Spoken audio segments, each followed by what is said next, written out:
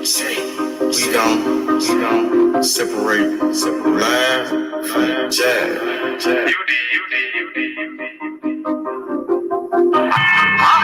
You might understand me. Ain't always better than damn. Ain't feel better than no you. Trap. I'm on my motherfucking trap shit. I'm on my motherfucking trap shit. I'm on my trap shit. NBA, I'm the number one in drop. D57, nigga on his ass down quick. Nigga came at me about a fucking bitch. D57, I laid his ass down quick. Blah, boom. Yeah, all that shit. Niggas talking shit. Going with all that shit. 20s, 50s, 100 shit, I want it all. First round draft pick, that's how I ball. She thinks she bad, but I put that hoe on pause. Trap, I'm on my trap shit. I'm on my motherfucking trap shit. NBA baller, I'm that drop pick. D57 lay his ass down quick. Body found in the bag, laying in the ditch. I'm on my trap shit.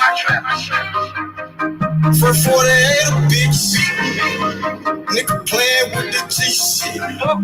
Simo, you know I'm with the shit. I'm ballin', Gary Payton back in 96. Don't give a fuck about what I do, cause they don't make you shit. 93 game bad, they drought pick. I don't know nothing about shit, I'm on some trap shit. Hold the fuck up.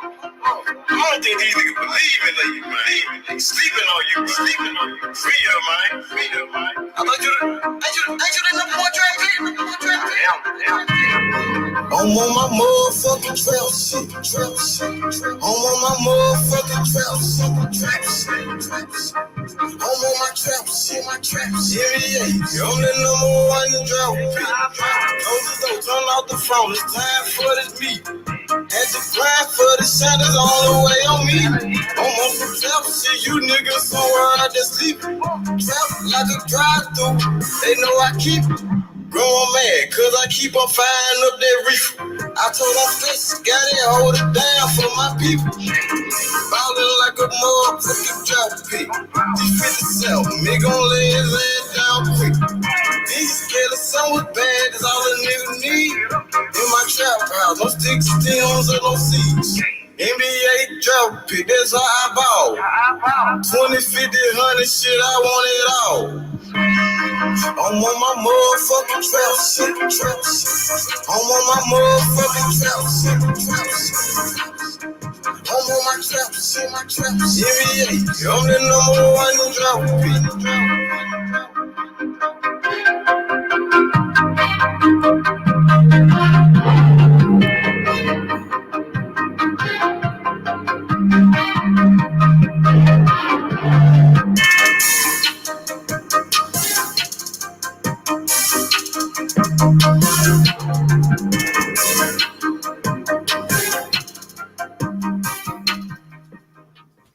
What's going on?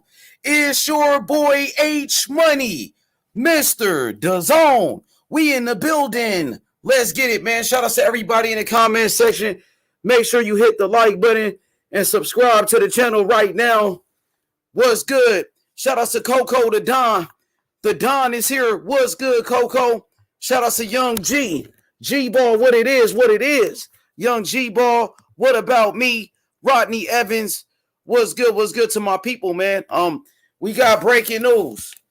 Devin Haney promoted fighter Shamar Canal return backs to the ring. Shamar Canal. This kid is special, man. This kid is special. One of the best prospects in boxing. Undefeated. 1 win, 1 knockout. Only 19 years old. He's only 19. This kid he's a freak of nature. This kid is a freak of nature, man.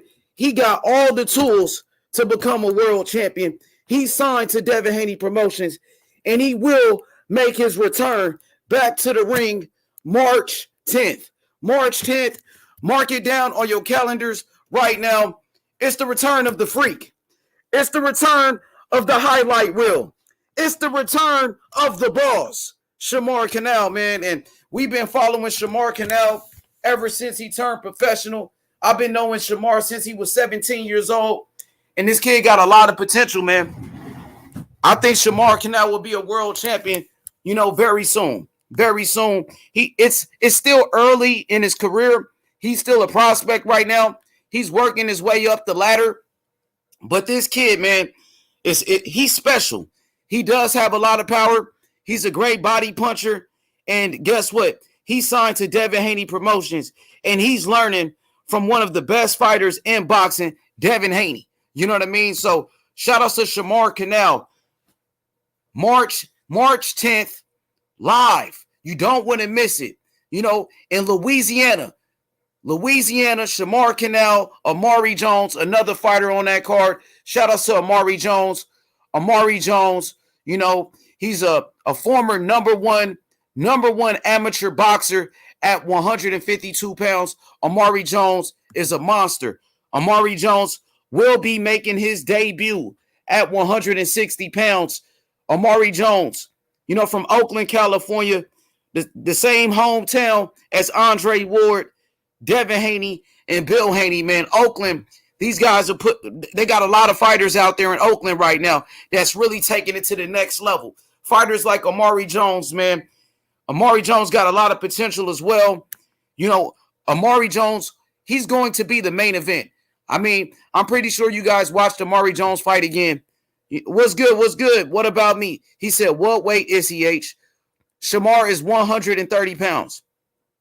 He fights at 130. I believe he started off at 126, and now Shamar is starting to fight at 130. Shamar, very talented fighter, very slick boxer. He got one of the best trainers in the game right now.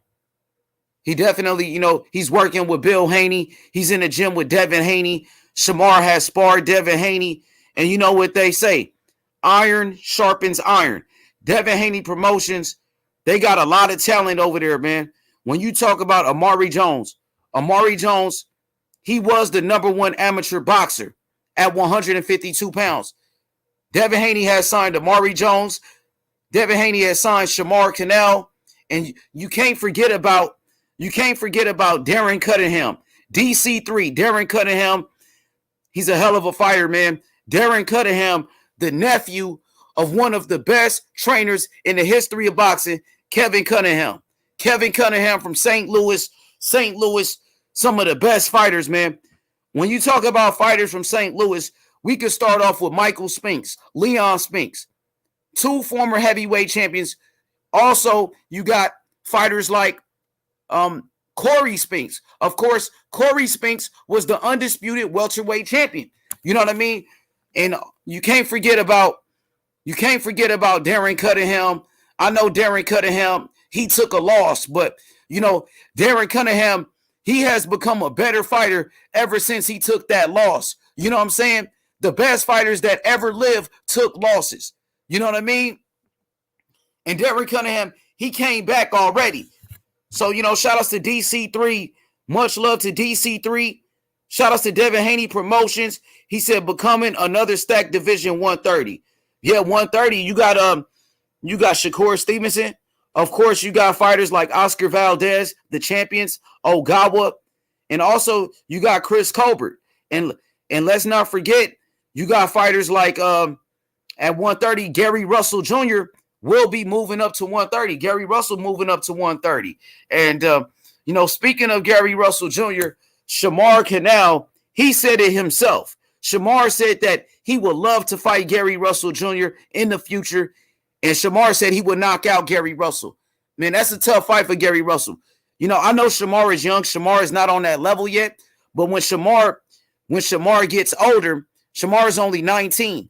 By the time Shamar turns about 21, he will be ready for Gary Russell. And Gary Russell is a fighter that he wants to fight. He wants Gary Russell bad because we know the bad blood between Devin Haney, Gary Russell Jr.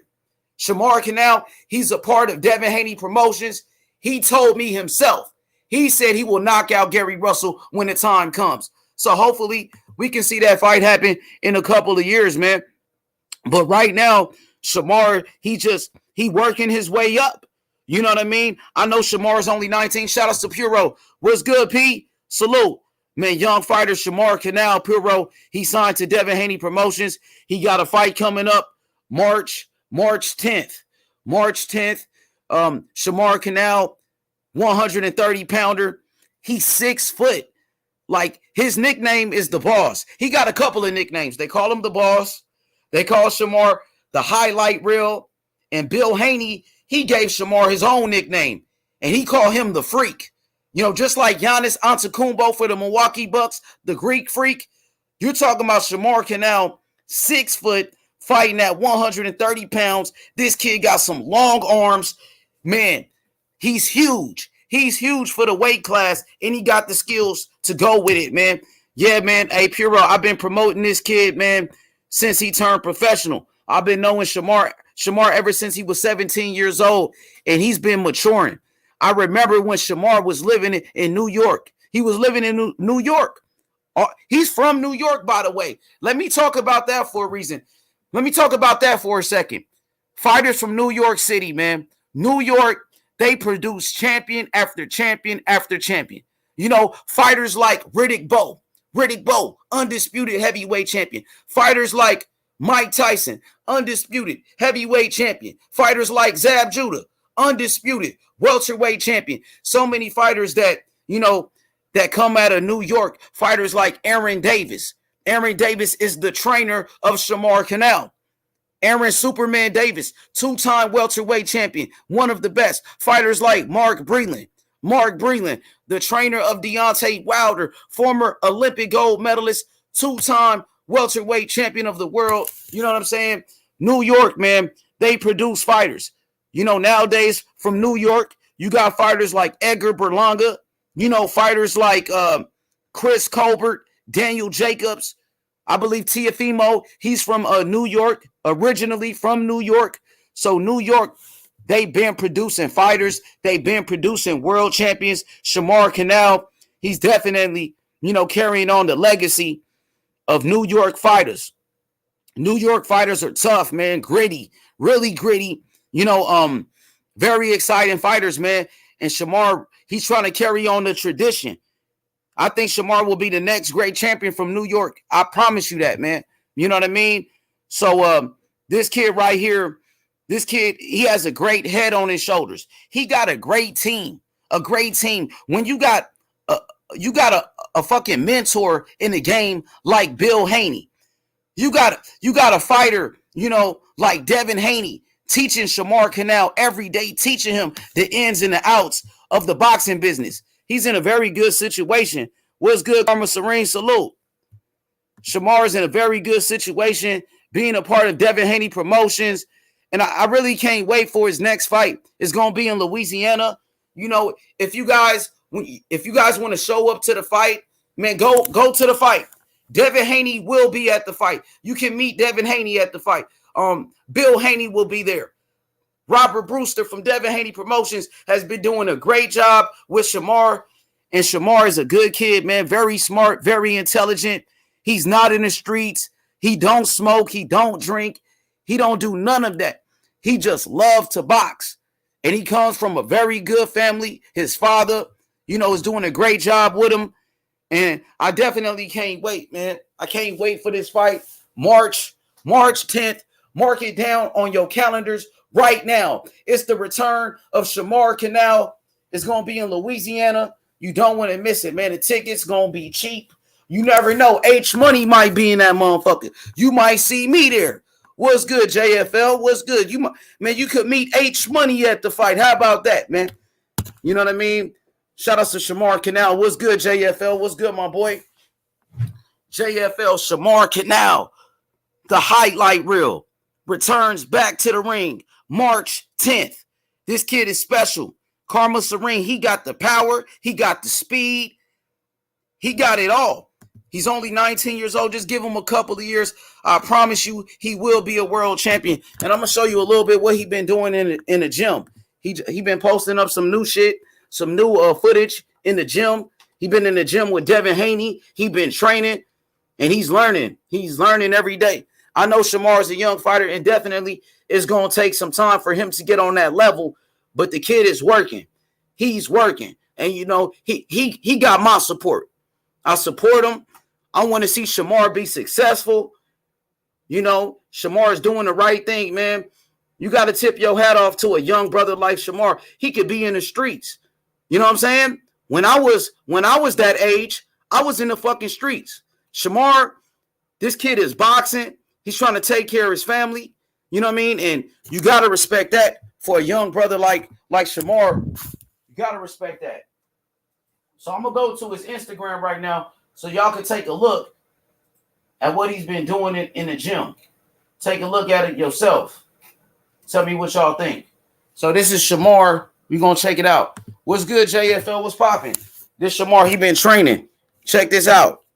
This is some of the footage of Shamar in the gym doing his thing. Let me start it from the top, man. The fuck? All right, let's go to the top. Here we go, Shamar in the gym working. That's Shamar. He playing basketball right there with Devin Haney. They in the gym. As you can see, Devin Haney shoot the three-pointer right there, knock it down. Nothing but net. You dig? You know, he got a good team, man. That's very important. He got some of the best trainers in boxing. Bill Haney, Mike McCullum. He's in the gym with Mickey Bay. So there go young Shamar doing his thing. You know, working out. That's what he do, man. He loved training. He loved to fight. Look at him. There goes some of the footage. Shamar, look at the body shots. Look at him ripping to the body. He been knocking people out in sparring too. He been knocking people out. Doing his thing. I remember him from the interview a while back. Yup. And he got a fight coming up. Carmel is going to be in Louisiana. I believe Treeport, Louisiana.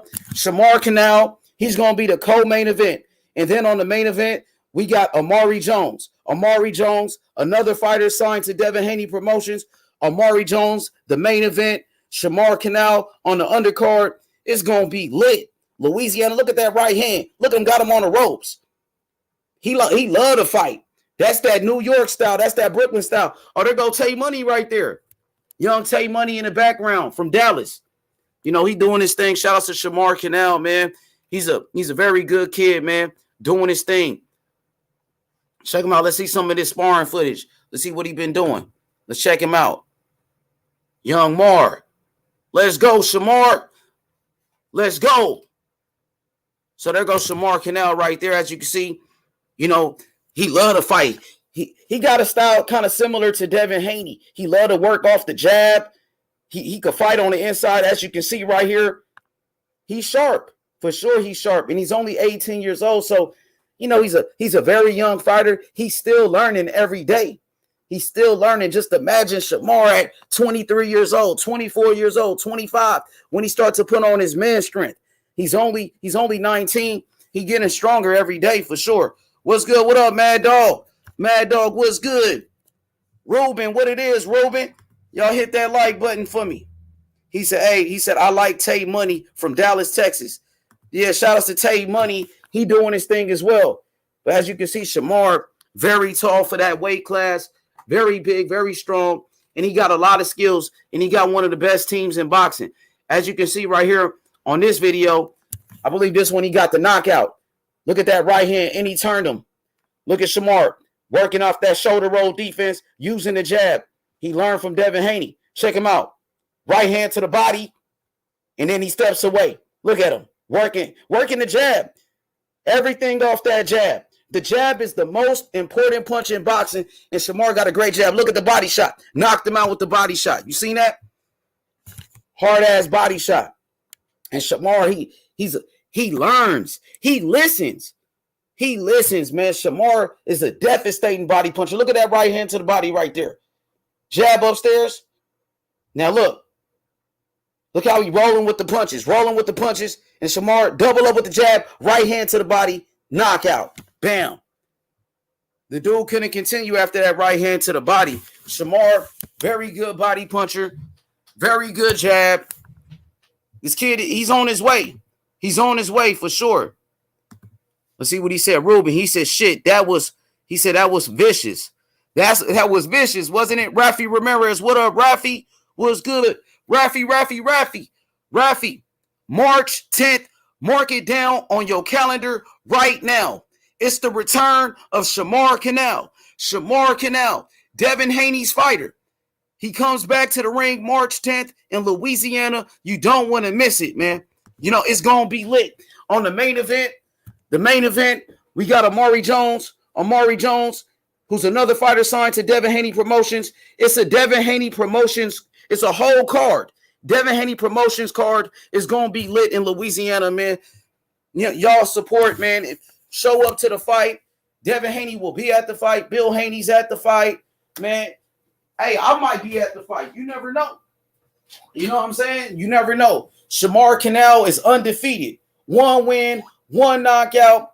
Only 19 years old. Amari Jones, undefeated, 5-0. We just watched Amari Jones fight on DAZN.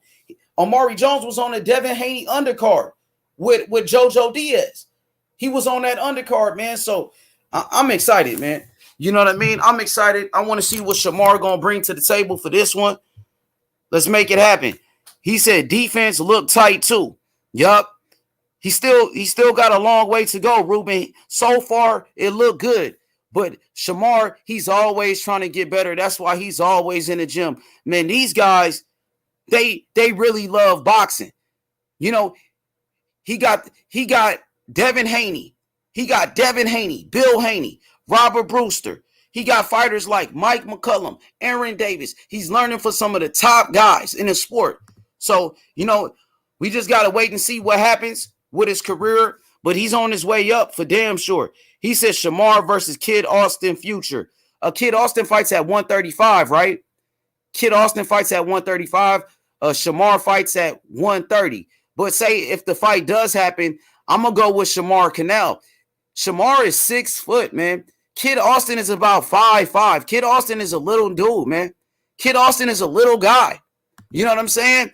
Kid Austin, I think he fights at 135 now. So when the time comes, you damn right, Shamar will fight anybody. Like Kid Austin, I heard he's a good fighter or whatnot, but Kid Austin does a lot of clout chasing. Kid Austin, this dude is fighting. Come on, man. Kid Austin he be capping too much. Kid Austin and his dad, they do too much capping, especially for a young fighter that only got like 2, 3, 4 fights. You know what I'm saying? But yeah, if the fight does happen, I got Shamar Canal. Shamar is too tall for Kid Austin, bro. Kid Austin is a little dude, man. He got little arms. Kid Austin got little arms. His arms is too small to box with Shamar, my dude. Shamar jab his face off, box him from the outside, man. Like Kid Austin is a good prospect. He good or whatever, but he do too much talking, especially for a young fighter. Bro, you're only a prospect and you talking about you want to fight champions. First of all, bro, that shit ain't going to even happen. So I think Kid Austin and his daddy need to stop capping. That's what they need to do. You know what I'm saying? Shamar working his way up. Shamar, he been putting in the work. He been grinding. That boy been grinding, and he taking his time, and that's what we gonna do. You know what I'm saying?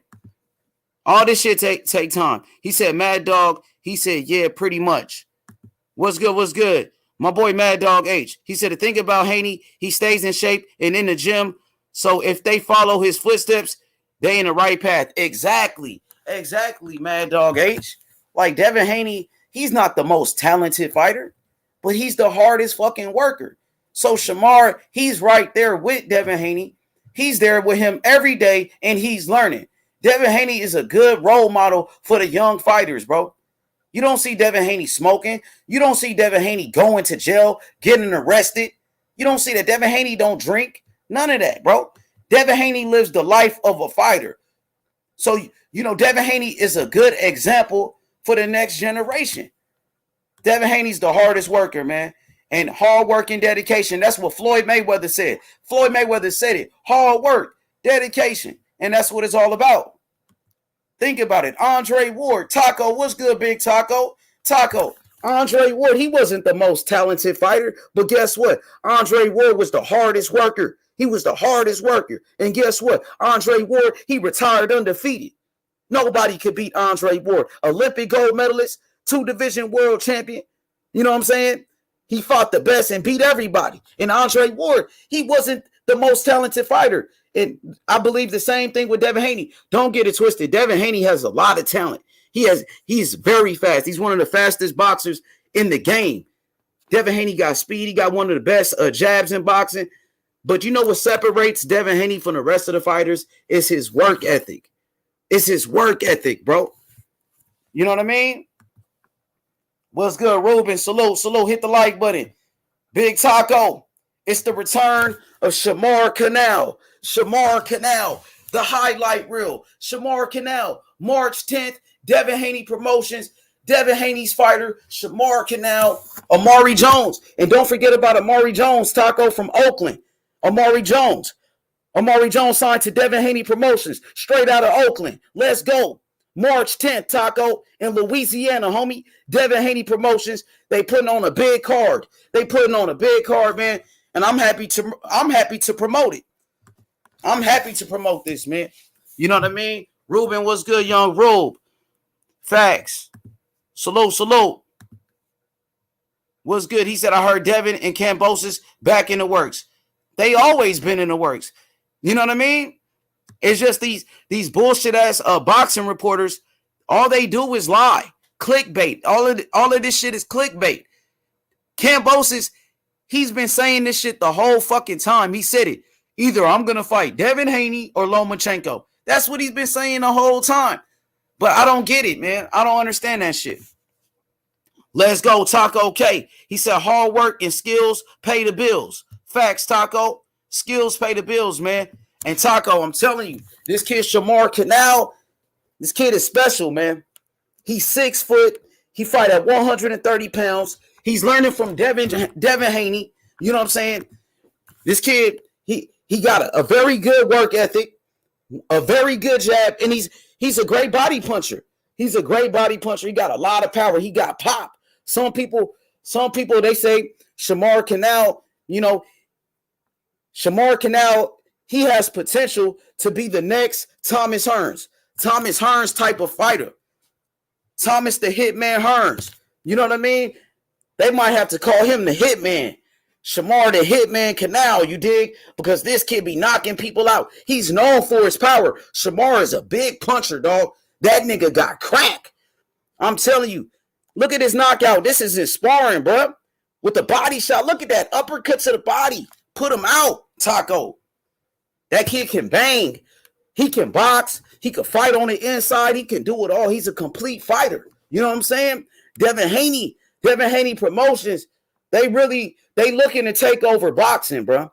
They looking to take over boxing right now. They got a lot of talent. You got Devin Haney, Amari Jones, Shamar Canal, and you can't forget about Darren Cunningham, my boy DC3. Even though DC3, he took a loss, but you know what they say? Wins and losses turns us to bosses. You know what I'm saying? That loss can make a fighter better. You know what I mean? Now it's all about, getting back to the basics. That's all it's about.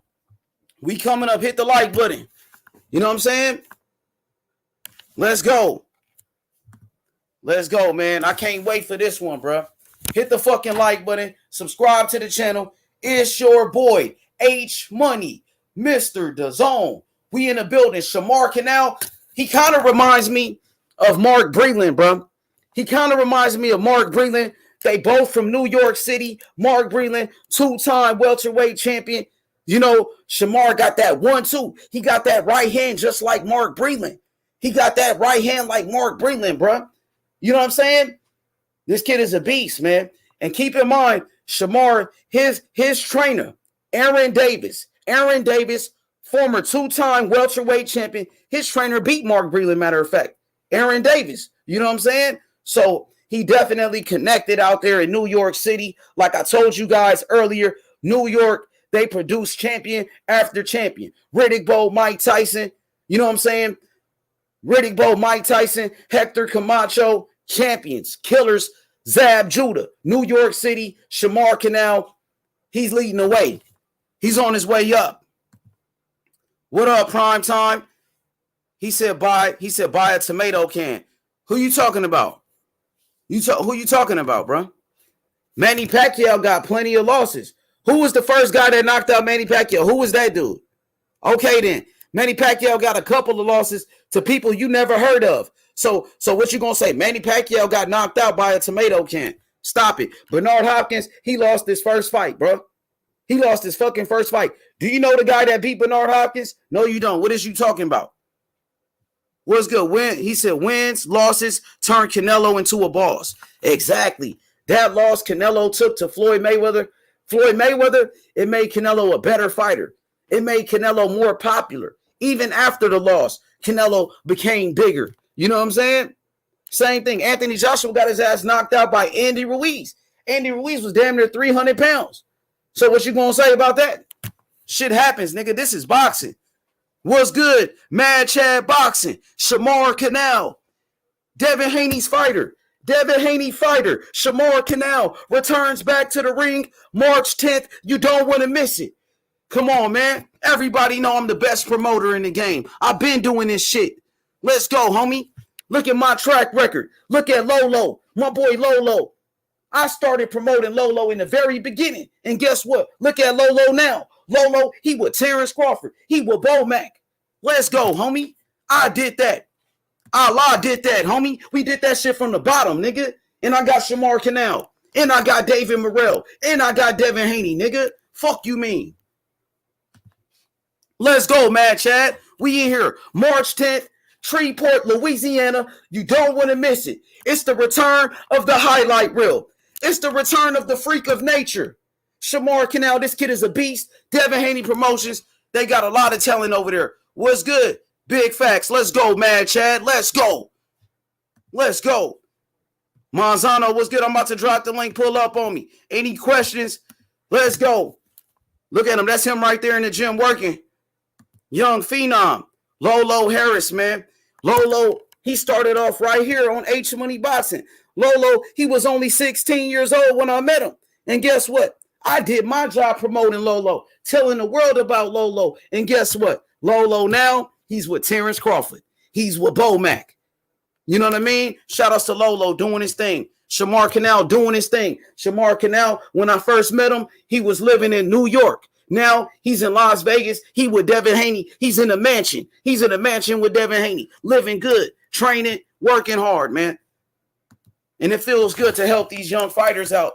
You know what I mean? I could talk about any fighter. I could sit here talk about Canelo all day. I could sit here talk about, I could talk about David Morrell. I could talk about anybody. I could sit here talk about Anthony Joshua, Deontay Wilder. But I want to shed the light on the next generation.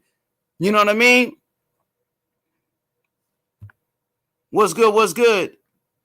He said, laughing my ass off. H, you crazy. How am I crazy? I'm keeping it G. I'm going to keep it real. Hit the like button, subscribe to the channel. What's good?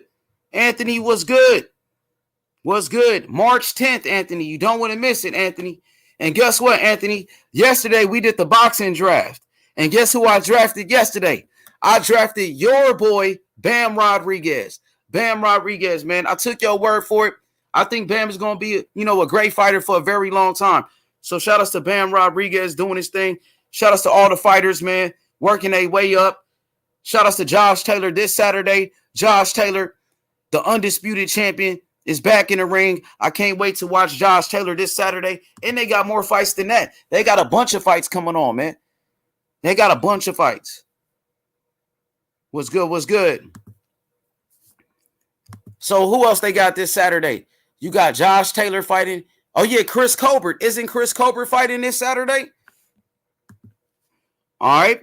What about me? Said Bam the Beast. Man, I hear everybody talking highly of Bam Rodriguez. He's doing his thing. He said, don't forget about Chris Colbert. It's another fight, too. It's like 3 fights. You got Josh Taylor fighting in the UK. I think Chris Colbert is fighting, and it's somebody else that's fighting as well. So, man, boxing is lit right now. So many fighters, man. So many big fights coming up. I can't wait. Earl Spence versus your Dennis Ugas is going to be a hell of a matchup. I can't wait for it, man. You know what I mean? I feel like Earl Spence deserves more credit from these boxing fans. Earl Spence, undefeated, unified champion. He's a great fighter. Earl Spence is pound for pound one of the best. Give that man the respect he deserves, man. If you a real boxing fan. Gary Antoine Russell fighting on the card versus Victor Postal. Damn, Gary Antoine Russell, he's on that card with Chris Colbert. So he's on the undercard of Chris Colbert. Gary Antoine Russell is a good fighter. It's his first time stepping up in competition. Let's see what happens. Of course, Victor Postal is a former champion, but Victor Postal, he's definitely old. He's old. He's an old fighter.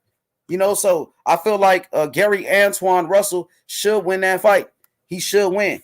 Zach Parker and Demetrius Andrade, Prime. It looks like Demetrius Andrade is about to fight Zach Parker. I don't like that fight though, man. Demetrius Andrade's a hell of a fighter though. I ain't gonna lie. That boy got skills. But I do want to see Boo Boo against David Morrell. David Morrell is a world champion. Morrell is calling you out.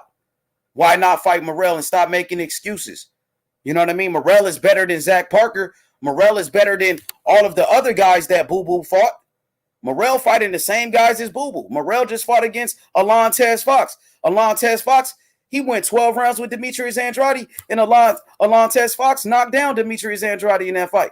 And Morrell knocked him out in 4 rounds, man. Come on now. What's good?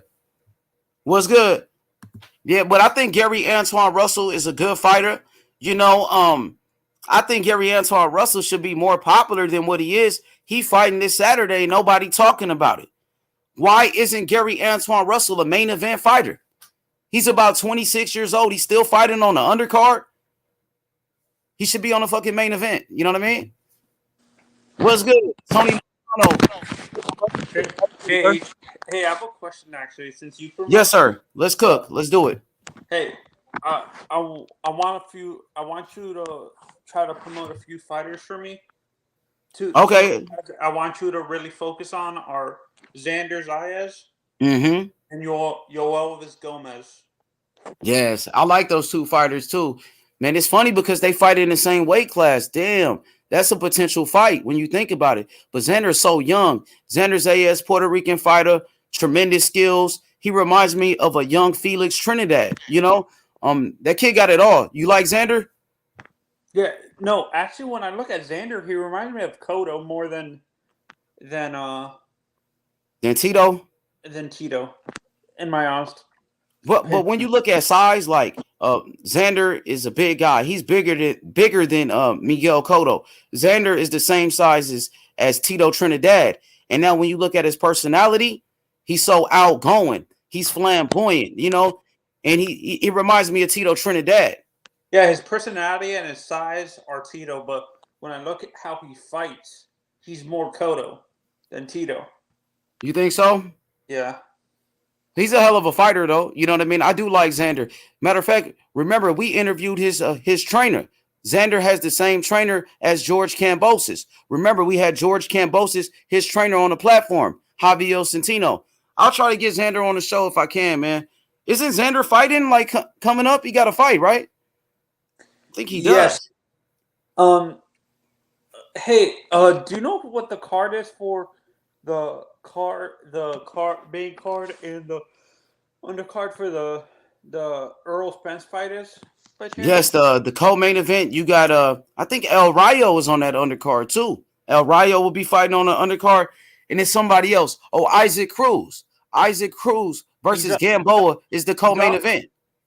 Isaac is fighting that card. Yeah, Isaac Cruz. He's fighting Gamboa on the undercard. He's the co-main event. That's pretty good, huh? Isaac Cruz on a co-main event. That's pretty nice. Who El Rayo's fighting by chance? No, I'm not sure who El Rayo is fighting, but El Rayo, he announced it on his Instagram. He said he's going to fight on the Ugas Earl Spence undercard. Matter of fact, they was trying to put David Morrell on that undercard, but it didn't work out for some reason. I want Morrell to keep fighting on Fox. But what you think about Morrell fighting on a pay-per-view undercard? I would rather him, stay on the main event on Fox. No, for me, I kind of wish NBC still had boxing, and they could use that to promote a guy like Xander. Wait, is Xander on PBC? Xander's doing good though, man. He just won Prospect of the Year on Top Rank, 2021 Prospect of the Year. Who used to be with who used to partner up with NBC? Was it Top I Rank think it was a or PBC. PBC. Yeah, Yeah, no, that's PBC. They were on NBC. PBC was putting on Fox, on CBS and Fox. PBC is the only one that brought free boxing back to network television. They put Fox fights on CBS for free, fights on Fox, fights on NBC. So only PBC brought back free boxing. Oscar used to do that. Golden Boy? Golden Boy used to have stuff on ESPN and ESPN2. But with ESPN, you still got to have cable for ESPN. You see what I'm saying? Isn't that considered free TV though? You have to pay for cable, right? But say like old school TV, right? Like back in the day when you don't have cable. Fox, ABC. Yes. CBS. So yeah, that's what I'm saying. PBC put on free fights on free TV. ESPN, you need like Comcast, you need Xfinity to get ESPN. You need cable. You got to pay for it. But with those channels, all you need is like a little box. You see what I'm saying? Yeah. No. Wait. El Rayo's is he PBC or Top Rank? El Rayo's PBC, brother. I kind of wish El Rayo, you can get more exposure, like you said, on free TV. That El Rayo fought his last fight on free TV on the Morrell undercard, bro. That's why everybody been talking about El Rayo. No, I kind of wish he was a main event on free TV. That's what they building him up. He's on his way to being that. He's on his way to becoming a main event fighter. He's still a prospect though. How about what's his name? Yo Elvis. Do you think they're being patient with Yo Elvis too? He's a little bit older. Yo Elvis, he's about 24 years old, 25. And I think with him, when I watch him fight, he looked like he's ready. You know what I'm saying? He actually is stepping up in competition. His next fight, he got a fight coming up against Jorge Cota. Jorge Cota been in the ring with champions. He fought against Charlo. Jorge Cota. He fought against Jason Rosario. Jorge Cota fought against Erickson Lubin. And for Gomez only has like 5 fights, and he's already fighting against a contender like that. So they are moving Gomez pretty fast, man. Yeah, and for me, I want another guy I want you to promote that I like a lot is Sebastian Fundora. Yeah, I like Fundora too, man. He's very tall. He fights at 154 pounds. The dude is a monster, but he has been in a close fight before. Like he has a draw. He has a draw on his resume, and a lot of people thought he lost that fight. I think his style would cause more problems for Lubin than Lubin's style would cause for him, because what the style he has is a style that I know he's not using his reach well, but him bearing down on people like that is kind of intimidating. Do you agree? Oh, who are you talking about? Fundora? Sebastian, yeah. You say you feel like he's intimidating, like he intimidates other fighters? Yeah, the way he fights, I understand it's counterproductive to his height, but it actually, I think it would cause more problems than him using his actual reach. I understand now why he does that, because it can cause a lot more problems. Fighting on the inside and putting pressure on his opponents, yeah, you feel like? Yeah, because a style like that for a tall fighter like that actually causes more problems than him actually. Say, it's more common for a fighter that tall to use his reach instead of fighting on the inside and stuff like that. Yeah, for sure. One thing about Sebastian Fundora, he's about 6'7", 6'7", with very long arms, and he knows how to fight on the inside. For a fighter that big to know how to fight on the inside like that, it's pretty amazing. It's more I think it's honestly more dangerous for a fighter that tall to be a good inside fighter instead of using his reach, because I understand why people say it's better for him to use his reach, but honestly, I think it's more dangerous for a guy to that that with that height and reach. I kind of wished a guy like, I can't believe I'm saying this. I'm a big Tyson Fury fan. I kind of wish he fought on the inside and stuff like that. Oh, he does. He did fight on the inside against Deontay Wilder, especially in the second fight and the third fight. That's how. Can you imagine? Do you think he can do that again? Like, let's say Usyk beats AJ again. Do you think AJ can use that tactic against Usyk fighting on the inside? He should, brother. That's what he No, should do. but can that work against him because Usyk is an elite inside fighter? Yeah, it could work against him, and I think that's why he's scared to fight on the inside with Usyk. Like Anthony Joshua is way bigger than Usyk.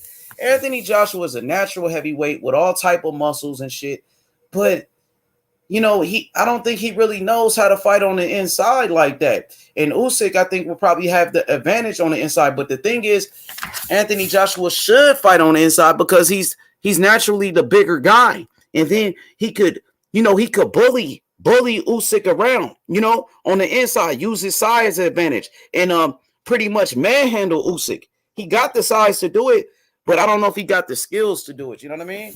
Yeah. And for me, I think I kind of the fighter I kind of wished at welterweight that a guy like Xander would have fought was either Mikey or Danny Garcia. Because honestly, I'm starting to agree with Jimmy. At the track record that Danny has at welterweight is a little bit suspect. He's almost a gatekeeper in that division. He really never fought. Once he stepped up, he struggled against the top people in that division. He's basically a gatekeeper. I think it would benefit Boots. I think it would benefit Boots, Virgil, or Xander to fight him. In my honest opinion, that would be a good, almost. I understand he never fought. He was never a champion. But being that he's a veteran and he's been in so many wars in divisions below that, it could help him. It could help young guys like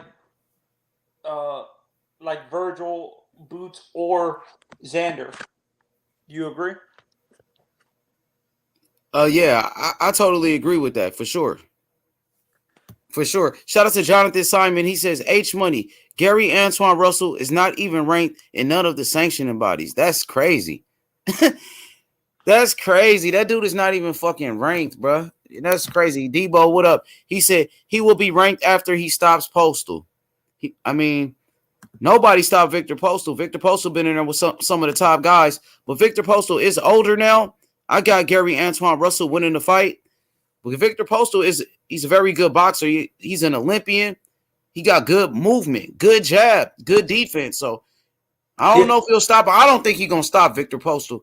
Victor Postal ain't never even been stopped before. And for me, I was talking about this on Young Bill's channel, that I kind of wish boxing, in essence, had a combination, like, to determine the ranking system. I think it's so confusing how boxing sometimes determines the mandatories or the ranking system.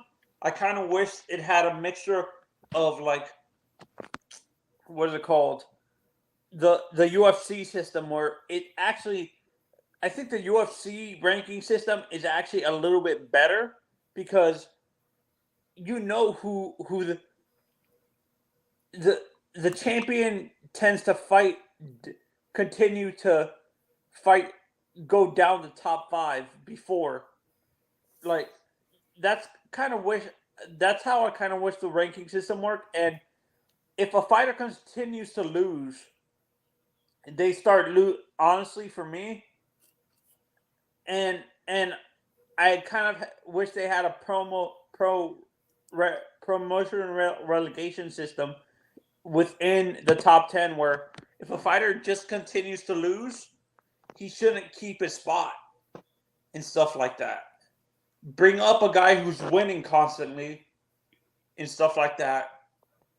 And that can help freshen up the rankings instead of having the same people who either keep on losing or are not fighting a lot and stuff like that. That could help the ranking system freshen up in the without the point system that they use for promotion relegation, mixing that up with the ranking system that you see for UFC, it would actually streamline how we look at the ranking systems in boxing. It would help clarify the challengers in each division. Do you agree? All right. Yeah, I agree with that as well. You made some good points right there. Shout out to Karma Serene. She says Boots and Virgil already have that level of opponent. Boots and Lipinets and Delorme. And Virgil has Hooker and Green Beans. So that wouldn't help him that much, Anthony. What? Who's Green Beans? Mean Machine. Kavalaskis, the guy that Virgil just fought against. Mean Machine was a Terrence Crawford former opponent. And then Debo comes back. But let me answer this. Jonathan Simon, he said, H Money, get your voice ready. A lot of commentary for you this weekend. Ready? I was born ready. I was born ready, brother. This is what I do. Debo says Lipinets and Delorme are not on the same level as Hooker and Green Machine. What level is Green Machine on? What the fuck? Who did Green Machine beat? Green Machine is on the same level as Lipinets. Matter of fact, Lipinets was a champion. So Lipinets is on probably, you know what I'm saying? Lipinets he was a champion. Mean Machine never was a champion. So Lipinets is on a different level of Mean Machine. Thomas Delorme, he fought Terrence Crawford for a vacant belt, just like Mean Machine fought Terrence Crawford for a belt. So Delorme and Green Machine, they definitely on the same level. You know what I'm saying? Hit the like button, subscribe. Yeah, go ahead. And H, I'm not sure if this rumor is true or not, but even though they're fighting people coming up, Virgil and Boots, no, Virgil specifically, apparently, I'm not sure if the rumor is true, but apparently him and Josh Taylor are in talks to have a fight later on this year. Josh Taylor and who? Virgil. I mean, why would Josh Taylor try to fight Virgil? Like, it's a good fight. I would like to see it, but Virgil doesn't have a belt. I don't understand. No, I mean, a fight for him once. No, this is for him to move up to 147 as a fight to move up to 147 for Josh. Oh, a fight for Josh at 147? I think Josh should go fight the champions. You know what I mean? I want to see Josh Taylor versus Terrence Crawford or Josh Taylor versus Earl Spence or Ugas, one of the top guys. Now, Virgil is one of the top guys. It'll be a good fight. It's a dangerous fight. Virgil might catch him. Virgil wants revenge for his friend, Jose Ramirez, huh? Because Josh Taylor beat him. Yeah. Yeah, and I was actually another thing I was talking to Bill about. So we didn't have this issue. I think the franchise thing, I think the WBC's heart was in the right place when they did that, but what they should have done is unify the interim title, which I think that's the title that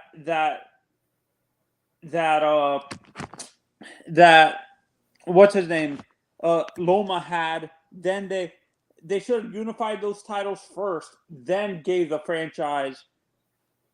It would have cleared up this whole issue. Unifying the interim and the WBC title, the regular green belt title, would have then what is it called? Then giving that signifier, the franchise title, the designation, to the person who unified that title, it would clear. That would have been a lot better way, but I think Mauricio skipped a step, in my honest opinion. Do you agree? I mean, it's really hard to say with this whole franchise situation. But according to the boxing fans, they don't like the franchise belt. So if you go by what the fans say, for most me, people. that's a designation. I see why people don't like it, but to me, it's a designation, not a title. That's what I mean, I didn't like how they did that whole situation. To be honest with you, because I'm really a Devin Haney fan. Devin Haney is really my favorite fighter, to be honest with you. And I wanted to see Devin Haney fight Lomachenko, but then they gave Lomachenko the franchise belt. Then he didn't have to fight Devin Haney. You see what I'm saying? So I didn't like how they did that. It was they gave the designation to give a fighter in what's it called, an excuse to avoid someone and stuff like that. Devin Haney just want to fight the best at the end of the day. My brother Anthony, Devin Haney wanted to fight Lomachenko. Devin Haney was Lomachenko's mandatory, and then Lomachenko, he went for the franchise. Then he fought Teofimo, right? Teofimo he beat Lomachenko. Devin Haney called out Teofimo, and Teofimo started playing all these games. You know what I'm saying? And then Teofimo Lopez lost to Kambosos. Now Devin Haney ready to fight Kambosos.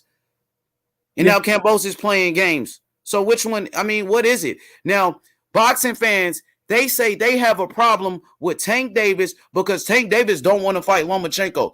That's what they say. Tank never fought Loma. Well, Devin Haney wants to fight Loma, and you got a problem with him too. I don't understand that. You got a problem with Tank. I'm not defending. Let me finish. They got a problem with Tank Davis because Tank Davis didn't fight Loma. Then Devin Haney, he wants to fight Loma, and they got a problem with Devin Haney because he wants to fight Loma. Which one is it? Go ahead, brother. It's a double standard. I agree with you. It's a double standard. I'm not a Devin Haney. Like, I like Haney, but I'm not a big fan. Like, I'm not a big fan of his style. He's a good. Yeah, to each his own. To each his own, bro. Yeah, and he's a good fighter and stuff like that. And I agree with you. It's a double standard that they're saying Loma should fight Tank, but not Haney when Haney's a champion. That makes no sense. What you think about this comment from Karma Serene? She says, in my opinion, the franchise belt isn't meant for a fighter like Loma. He doesn't have the appeal of Canelo. So why would he need that belt? What you think about that comment? Yeah, I think the franchise belt was originally created for Canelo, wasn't it? Yeah, he was the first franchise champion ever. And then they gave one to Lomachenko. And from Lomachenko, Teofimo Lopez. At first, the belt wasn't transferable. You couldn't win the belt. Then Teofimo Lopez, he filed a petition to become the franchise champion if he beat Loma because you couldn't win that belt at first. Then Teo, he changed the rules because he filed a petition and the WBC said, okay, so then you could win the belt, right? And then Kambosos. So the petition, no, that's what I'm saying. I think the petition is what's causing the issue. It almost made it a legitimate belt is what happened. Yeah, at first it wasn't a legitimate belt. Loma, it was a destination. When Loma beat Luke Campbell, Loma had the real belt. And then Loma vacated the real belt and was, he was elevated to franchise destination. And that wasn't even a belt at that time. So Devin Haney ended up getting the real belt. And guess what Devin Haney did? He defended the real belt against Alfredo Santiago. So Devin Haney already had a title defense before the franchise was recognized as a fucking belt. That's the crazy part. It's weird, bro. Yeah. I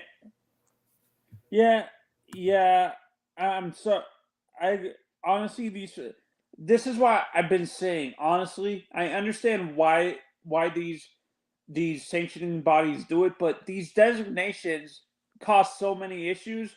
I think if they eliminate the super designation and the franchise, we wouldn't have this issue.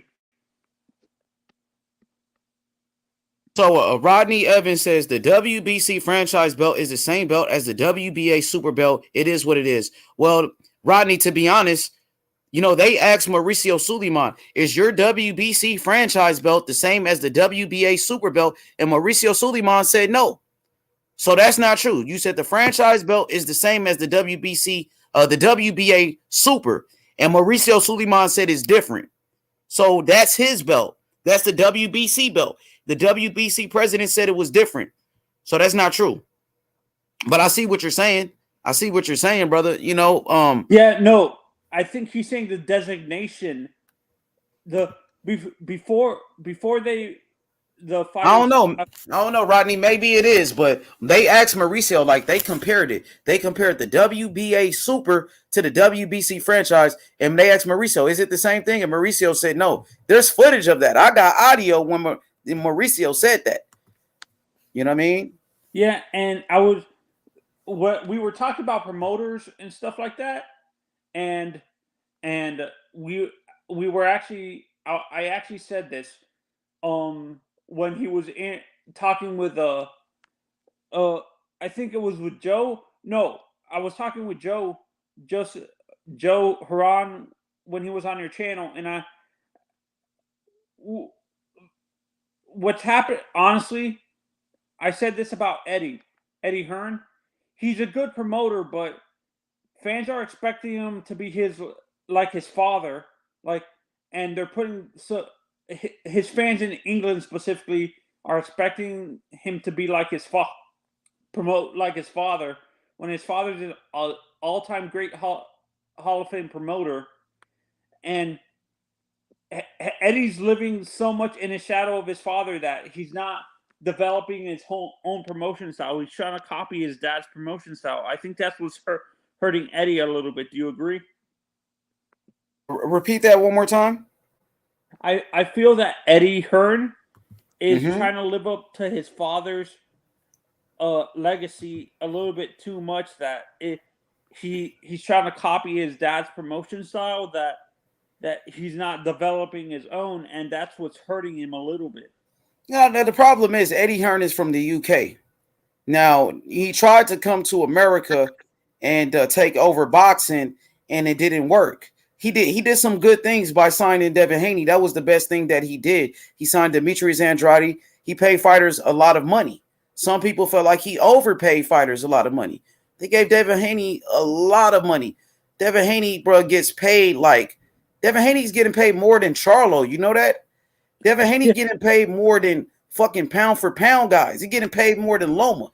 Eddie Hearn did that. He was the only person that gave Devin Haney that type of money. That's why Devin Haney got so much love for Eddie Hearn, and he's not in a rush to leave him because Eddie Hearn believed him when nobody else did and gave him a shitload of money. You know what I'm saying? Yeah. Shout out to Karma Serene.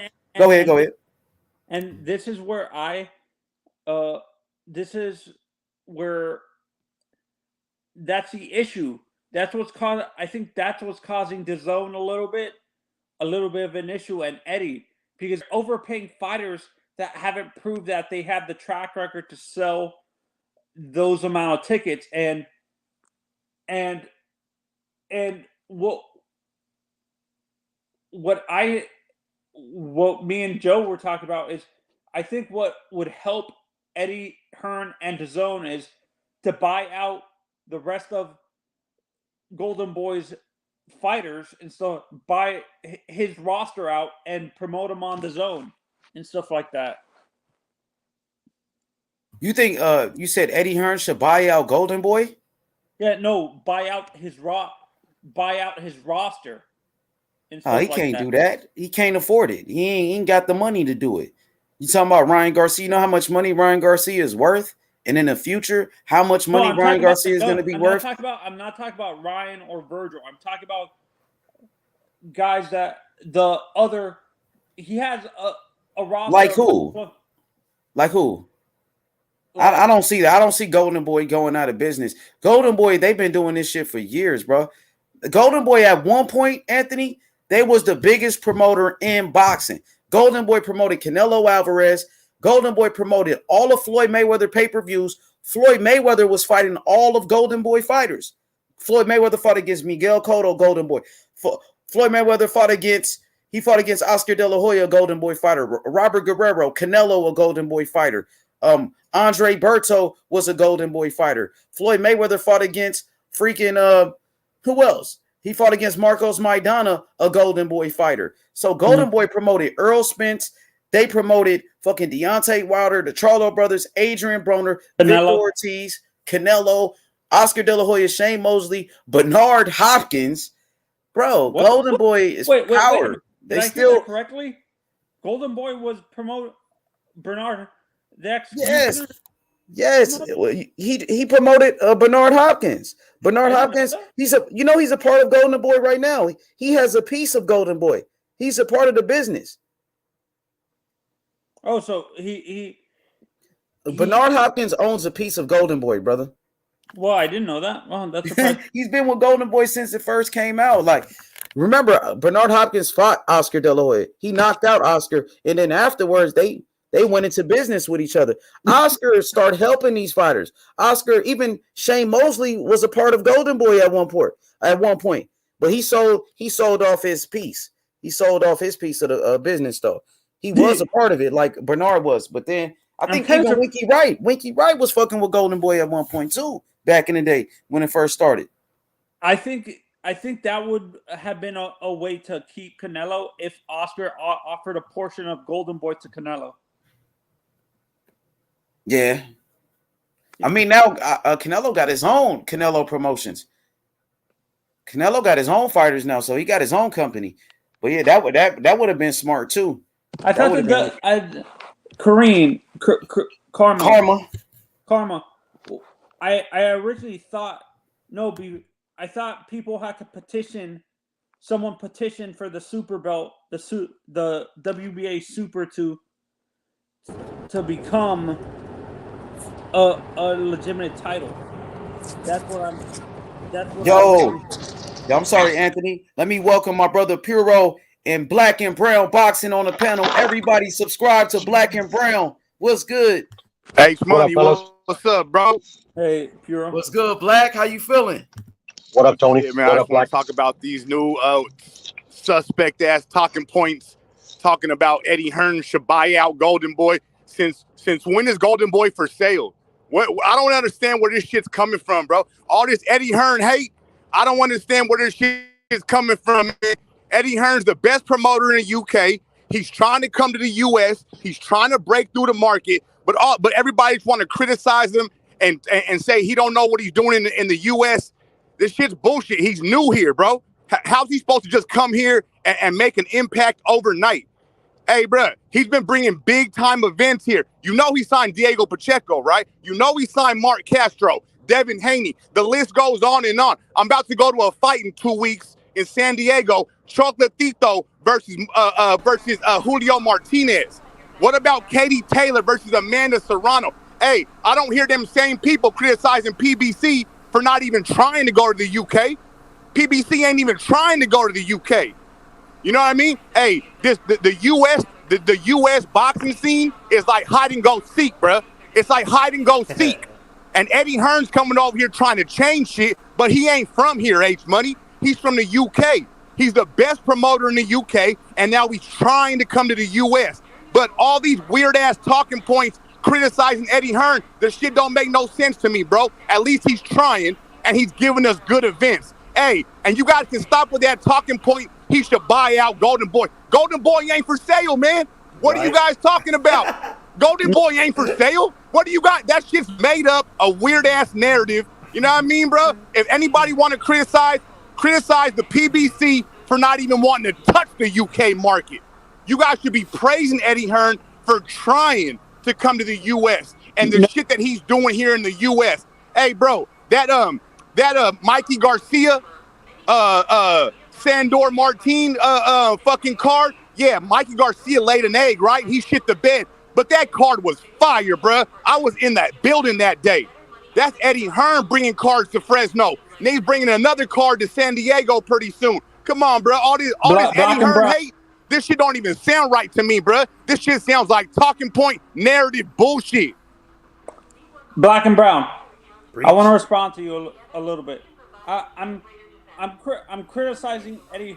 He's over. Hey, no disrespect to the dude who's talking right now. But if we're gonna talk, bro, you gotta come with your own opinions. Don't repeat somebody else's opinions, bro. Come with your own opinions. Don't repeat what you hear somebody else say, bro. Don't do that. Okay. I am nothing against Eddie Hearn, man. But fuck all the promoters. I don't give a fuck. Damn. Nah, that's cool, Puto. Nah. See, that's cool, Puto, because you're keeping the same energy. So I don't got no problem with that. But motherfuckers only want to criticize Eddie Hearn. You know what I mean? But Eddie Hearn's the only one trying to go global. He's trying to go global. He's trying to do this shit. You know what I mean, bro? You can't criticize somebody for trying to do what the boxing fans want and what boxing needs, bro. Boxing needs Eddie Hearn. So if anybody want to criticize, you can go criticize the PBC, or you can criticize all of them. But don't pick and choose who you want to criticize or who you want to cap for. I ain't mad at that. I want Eddie Hearn to fight Ellerby. Bro, That's what I want. Are you a grown ass man that mad? The fuck? He's mad. He's pissed. Nigga, you mad over somebody's opinion? Nah, that's my energy, bro. That's my energy. That's my energy. I ain't mad. I'm happy to be on this motherfucker, bro. That's my energy. Don't get it twisted, bro. Ain't nothing mad about me. That ain't nothing mad. That's my energy. Regular, day-to-day energy. If you say so, bro. Yeah, I bring that fucking heat. Remember that shit. Black and brown boxing. I don't give a fuck. What's today? Wednesday? Free Smoke Wednesday and shit? Rodney, you don't care what he's saying? Every day is free smoke. Every day is free smoke in Sacramento, California. Every day is free smoke. Yippee do. You want a cookie? What up, Rodney? What's up, my boy? Ooh. Like, nigga, you nigga, bro, just shut up, bro. Like, you over here trying to go off about a promoter. Talk boxing, nigga. Like you grown. That's what I'm talking about. What, Matchroom ain't boxing? Hey, what, that ain't part of boxing? What are you talking about? You mad because the PBC ain't doing shit? Bro, what, you gonna cap for the PBC? Is that what you're mad about? God. You want to talk shit about Eddie Hearn too? Oh man, like you just gonna talk like a female, huh? You ain't gonna let nobody talk. Oh, a female. Damn. Shut your bitch ass up. Like real cuss. You're not gonna let nobody talk, huh? You just gonna yell in the mic, huh? Say less. I can't even hear you, bro. I can't even hear you, bro. Speak up. Like you, speak like a man. Say it with your chest, pussy. Like Eminem. All he does is yell in the mic. We know you old and bored. Oh my God. What up? What up? What up, Ronnie? I can't hear you. Hey, Piro Prime. It's funny because y'all. Oh, Prime. What's up, Prime? Y'all watch other sports. I'm just talking to y'all. It's funny how these grown ass men get mad over little shit. Like, nigga, this don't happen in football. This don't happen in basketball. Like, you niggas. This ain't football. This is boxing. This ain't football. This is boxing. About weird shit. Y'all niggas. This is boxing. This ain't football. This nigga got on the mic. Hey y'all. Hey chat. He got on the mic. This is boxing, baby. This ain't football. This is boxing. Bro, he got on the mic to yell about a promoter. This is boxing. Say it with your chest, pussy. You's a corny nigga, bro. You got on the mic to yell about a promoter. You can hit my link anytime you want, bitch, nigga. You can hit my link anytime you want, bitch. You a corny anytime nigga, you want. Black and brown boxing, you a corny pussy. Nigga, bro. You a corny nigga. Yeah. I'm live all the time with my link dropping. You can hit my link anytime you want. You got mad about somebody's opinion over another promoter. Like, you a grown ass. You're corny, bro. Same energy. What, you mad because I'm calling out the PBC? What, you mad because the PBC ain't doing shit? Is that what you're mad about? You corny, fool. You a bitch. Who the fuck gets on a link to talk about a promoter? Like, you're corny. That's what the conversation was, you dumb bitch. That's what the conversation was. You dumb motherfucker. They were already talking about a promoter before I even hit the link, motherfucker. You corny. Yeah, you're a bitch. Yeah, you're a bitch. Yeah, you're a bitch. Oh, well, deal with it. Oh, well, deal with it. You corny. Damn. Corny. Deal with it. Oh, well, deal with it, motherfucker. Y'all hear his voice? You're a bitch. Y'all. What, you mad because the PBC ain't mad? This is mad, y'all. See, this is better than any fight, brother. This is better than any fight. Good ass points, bro. You're mad because I came up here and made good ass points. That's what you're. That nigga mad about a promoter. You're mad because I came in here and made good ass points. That's what you're mad about.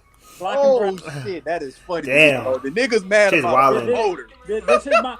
I'm thinking the nigga be mad about a boxer or something. The nigga mad about a promoter. Like, nigga, you lame, bro. So he said, I'm mad because you PBC fanboys don't know how to keep the same energy. That's what it is. I'm not. You I'm lame. not a PBC. PBC fanboys don't know how to keep the same energy. That's what it is. Nobody on the panel has said anything about PBC. So you dumb motherfucker. I clicked the link to talk about what they were already talking about. The talking point was already there before I hit the link. So what are you talking about? You an idiot. Nobody's talking about PBC, nigga. Listen. I am, motherfucker, because you guys don't keep the same energy. You want to talk hella shit about Eddie Hearn, but then praise Al Heyman like some bitches. So he's like some straight hoes. His opinion is talking Like shit some about straight Eddie Hearn. hoes. So his opinion is talking shit about Eddie Hearn. Like, bro, you Keep the same energy across the board, homie. If you're gonna discredit Eddie Hearn, then keep that same energy for the PBC. I got a feeling this Ben Israel little brother right here. This is another Ben Israel. He called you Ben Israel's little brother, bro. If you're familiar with the show, Ben Israel is out of control. Corny ass nigga. Oh, another DAZN hater, huh? Another corny ass. Another DAZN hater, huh? It's money. Where you be finding another PBC dick rider? Oh, I get it. A PBC dick rider. I get it. Like the PBC dick rider. I get it. Corny niggas from, fool? PBC dick rider. I get it. Niggas from. The nigga PBC dick rider. I get it. The nigga got on the mic to yell about motherfucking. You got on the mic to yell about Eddie Hearn. Like you a lame. You a grown ass man on the mic yelling about a promoter. You a lame, you motherfucker. And what you come up on here for? You got on here to talk about me, motherfucker. You got on here to talk about me, you bitch nigga. What are you talking about? Stupid bitch. You hit the link to talk about me, you stupid bitch. So what are you talking about? You a lame ass nigga. You're a bitch ass nigga. So what's up? And you're a bitch ass nigga. So what's up? You a grown ass man to get on the panel to yell about Eddie Hearn. And you came on the panel to talk about me, motherfucker. And you came on the panel to talk about me. So what are you talking about? Old man. You just like you came on the mic. You came on the panel to talk about me, motherfucker. So what's up? Corny ass old man. You ain't said shit about nothing else but me, motherfucker. You gonna keep talking about black and brown boxing? Huh? Corny ass. Yeah, motherfucker. What have you said? What have you said you were on this panel? You ain't said nothing but talk about me, motherfucker. Eddie Hearn. You a black and brown boxing, just so you know who it is. Sacramento, California, bitch. You a corny ass old man, boy. The nigga Norteño? Oh, no, not Norteño. What you talking about? You mad because I'm talking shit about the PBC? Nigga got on the mic to yell about Eddie Hearn. I'm more mad that you're. I'm more mad that you. I'm more mad that you're a Norteño. It's all good, homie. You know what it is, shit. You already know what it is. I ain't tripping. Black and brown.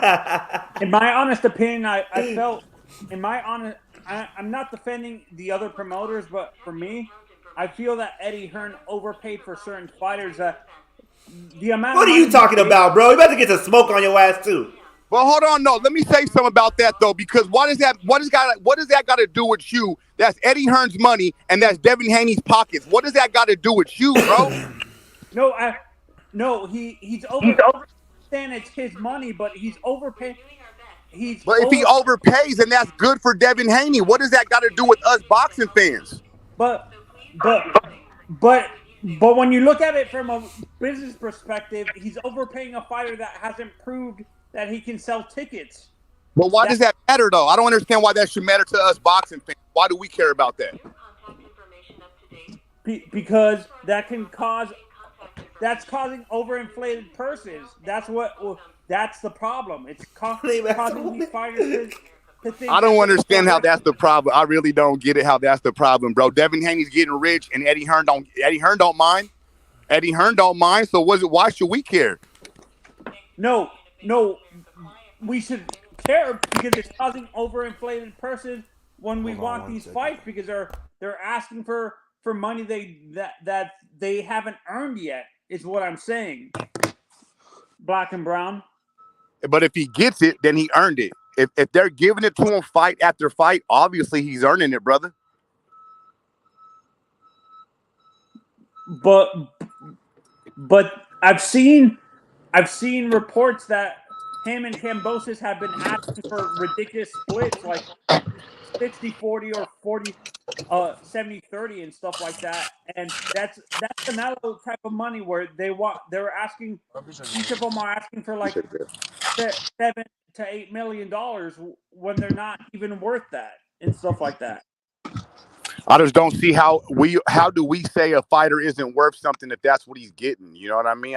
I don't think us boxing fans need to get involved into the money aspect of it. If Devin Haney's getting paid, well then that ain't got nothing to do with us. You know what I mean? He's getting paid. If Eddie Hearn's happy to give him 3.5 every fight, then hey, shit, that ain't got nothing to do with us. That's how I feel, man.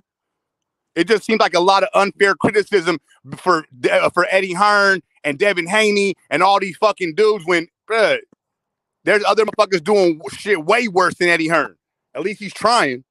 No, I agree with you. At least he's trying, but I'm looking at it from the business perspective. That doesn't seem like a smart way to spend your money when you're not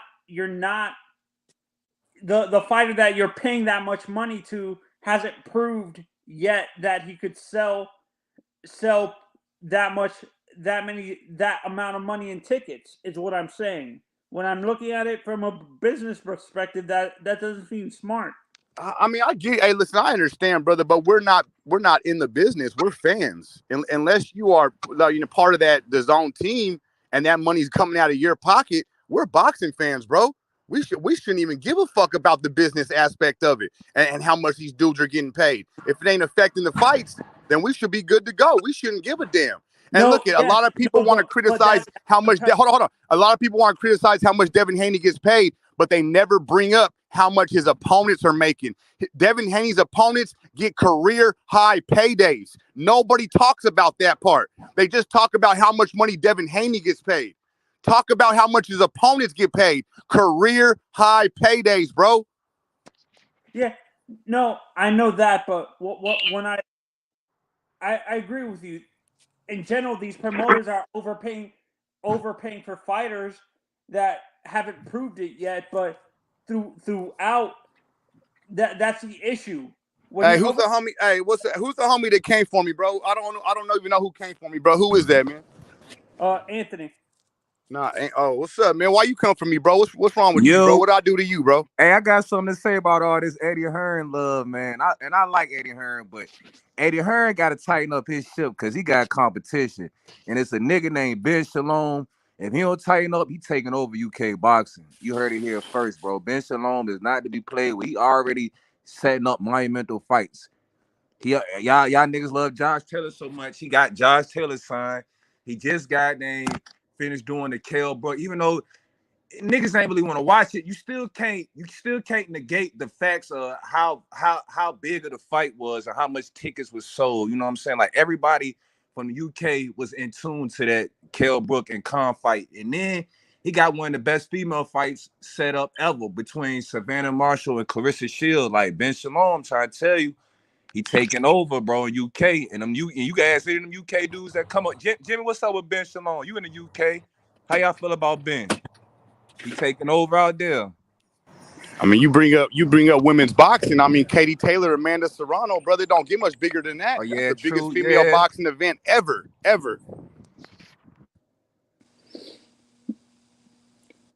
Yeah, that shit gonna do numbers for sure. No, black and brown. What I don't mean complete. I'm not talking about buying the business of. I'm not talking about Eddie Hearn buying the business of Golden Boy out. I'm talking about the roster he has, because Oscar has so many fighters that I don't think Oscar can promote everybody. That's what I'm talking about, his roster. I'm talking about buying out the roster, not the business side of is that you think that's real? No, listen, brother. I was driving my truck a second ago, my work truck. I don't got my headphones, so I can't really hear the volume that well, right? But is that even realistic, bro? I hear what you're saying, and I've been hearing that talking point for the last few days. But is it just a talking point or a narrative, or is it actually realistic? Is Golden Boy selling their fighters? I mean, where is this coming from? No, it's an actual realistic thing that can happen because Eddie's trying to get into what you're talking about. Eddie's trying to get into the American fight game, but he doesn't have the dates to do it. And having Oscar's fighters can help getting. Nah, it ain't the dates, Tony. It's the fighters. He ain't got the fighters to do. You see what he tried to do with AJ? Bring him over to America where he got embarrassed. Outside the ring and inside the ring.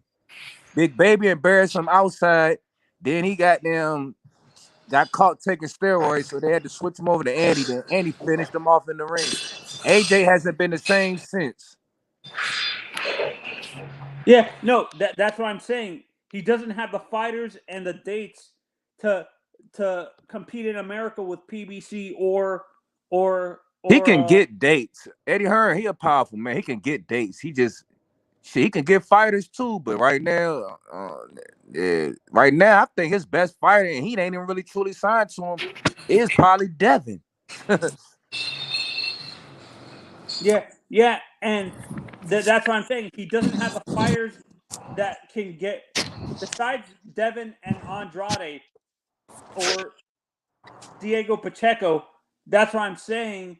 He needs a little bit more fighters to get into the American market, and I agree with you. PBC or Top Rank are not going into the UK to get fighters. I agree with you in that. I'll criticize both of them for the same issue. They have the same Because I'm issue. telling you right now, Black and Brown, I'm telling you right now, if Katie goddamn loses and AJ fucking loses, man, I don't want to say Eddie done, but he going down the totem pole fast. I mean, what? Is Usyk not with Eddie Hearn? No, say that again. Usyk, Alexander Usyk is, I think, with either Top Rank or PBC. I've never seen Usyk fight on the PBC. Never. Nah, Usyk is with Bob Arum. Yeah, he with Top Rank. That's why I said Bob Arum is the best promoter in the game right now. Even though he fucking shortchanging all his fighters, he's still the best promoter right now. Best promoter? Why is Terrence Crawford suing him if he's the best promoter? Exactly. Hey, look, a lot of people want to criticize Eddie Hearn because he can't. People criticize Eddie Hearn because he can't do nothing with Demetrius Andrade. But Bob Arum couldn't do nothing with Bud Crawford. You ain't gonna say Floyd the best. Hey, bro, hold on. Let me say this real quick. Let me say this real quick. People criticize Eddie because he can't do nothing with Demetrius Andrade. He can't do nothing with Devin Haney. But Bob Arum couldn't do nothing with the pound-for-pound fighter in the whole sport of boxing, bro. Bob Arum couldn't do nothing with Bud Crawford. So what are we talking about? If you're not promotable, you're not promotable. It don't matter what promoter you are and what fighter you are, man. If these promoters can't do nothing with you. Tell me this, Black and Brown. Who's the best promoter right now to you? Eddie Hearn?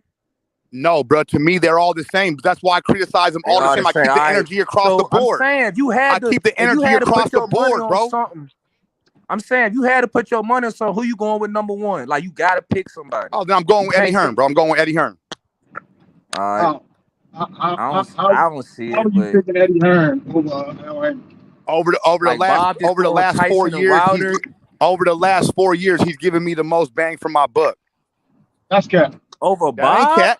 That ain't cap, bro. No pay-per-views. No pay-per-views. You know how much free boxing? I've gotten from Eddie Hearn over the last 4 years, bro? Come on, bro. That ain't cap, bro. That ain't cap. That sounds like quality. I'm selling the quality. Some of them fights need to be free. Some of them fights niggas don't need to pay for them shits anyway, because don't nobody know them motherfuckers for real. You can't name 5 big fights they didn't put on that's better than PBC and Top Rank fights.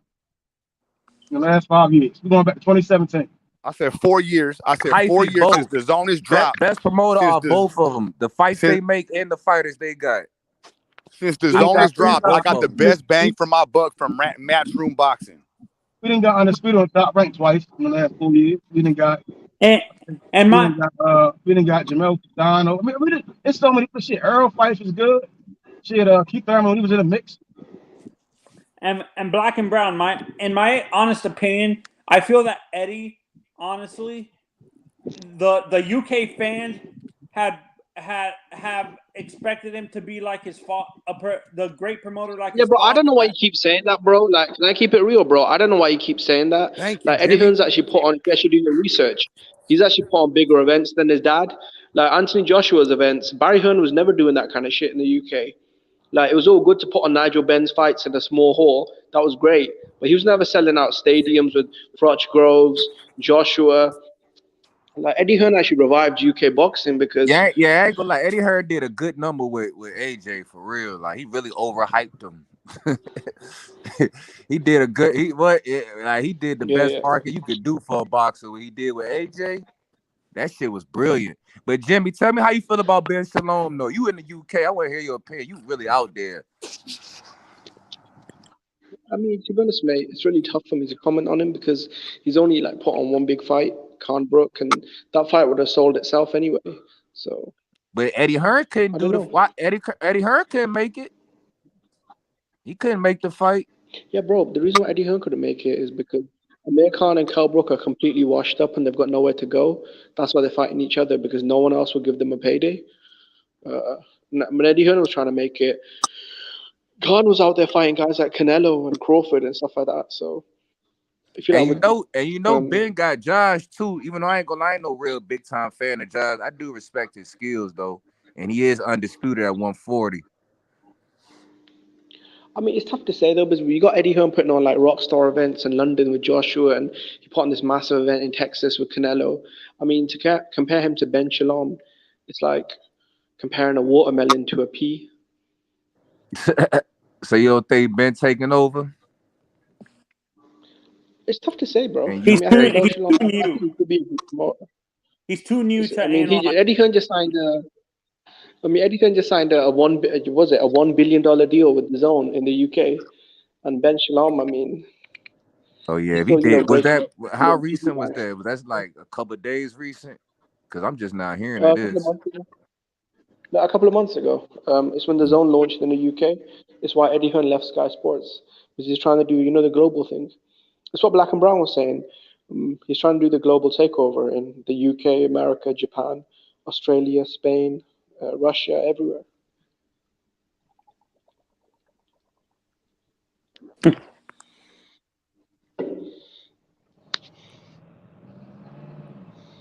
Yep, can y'all hear me? Yeah, we can hear you. Yeah, we can hear you. Yeah, I'm trying to hear which fight the Zone put on was bigger than Tyson Fury, Deontay Wilder.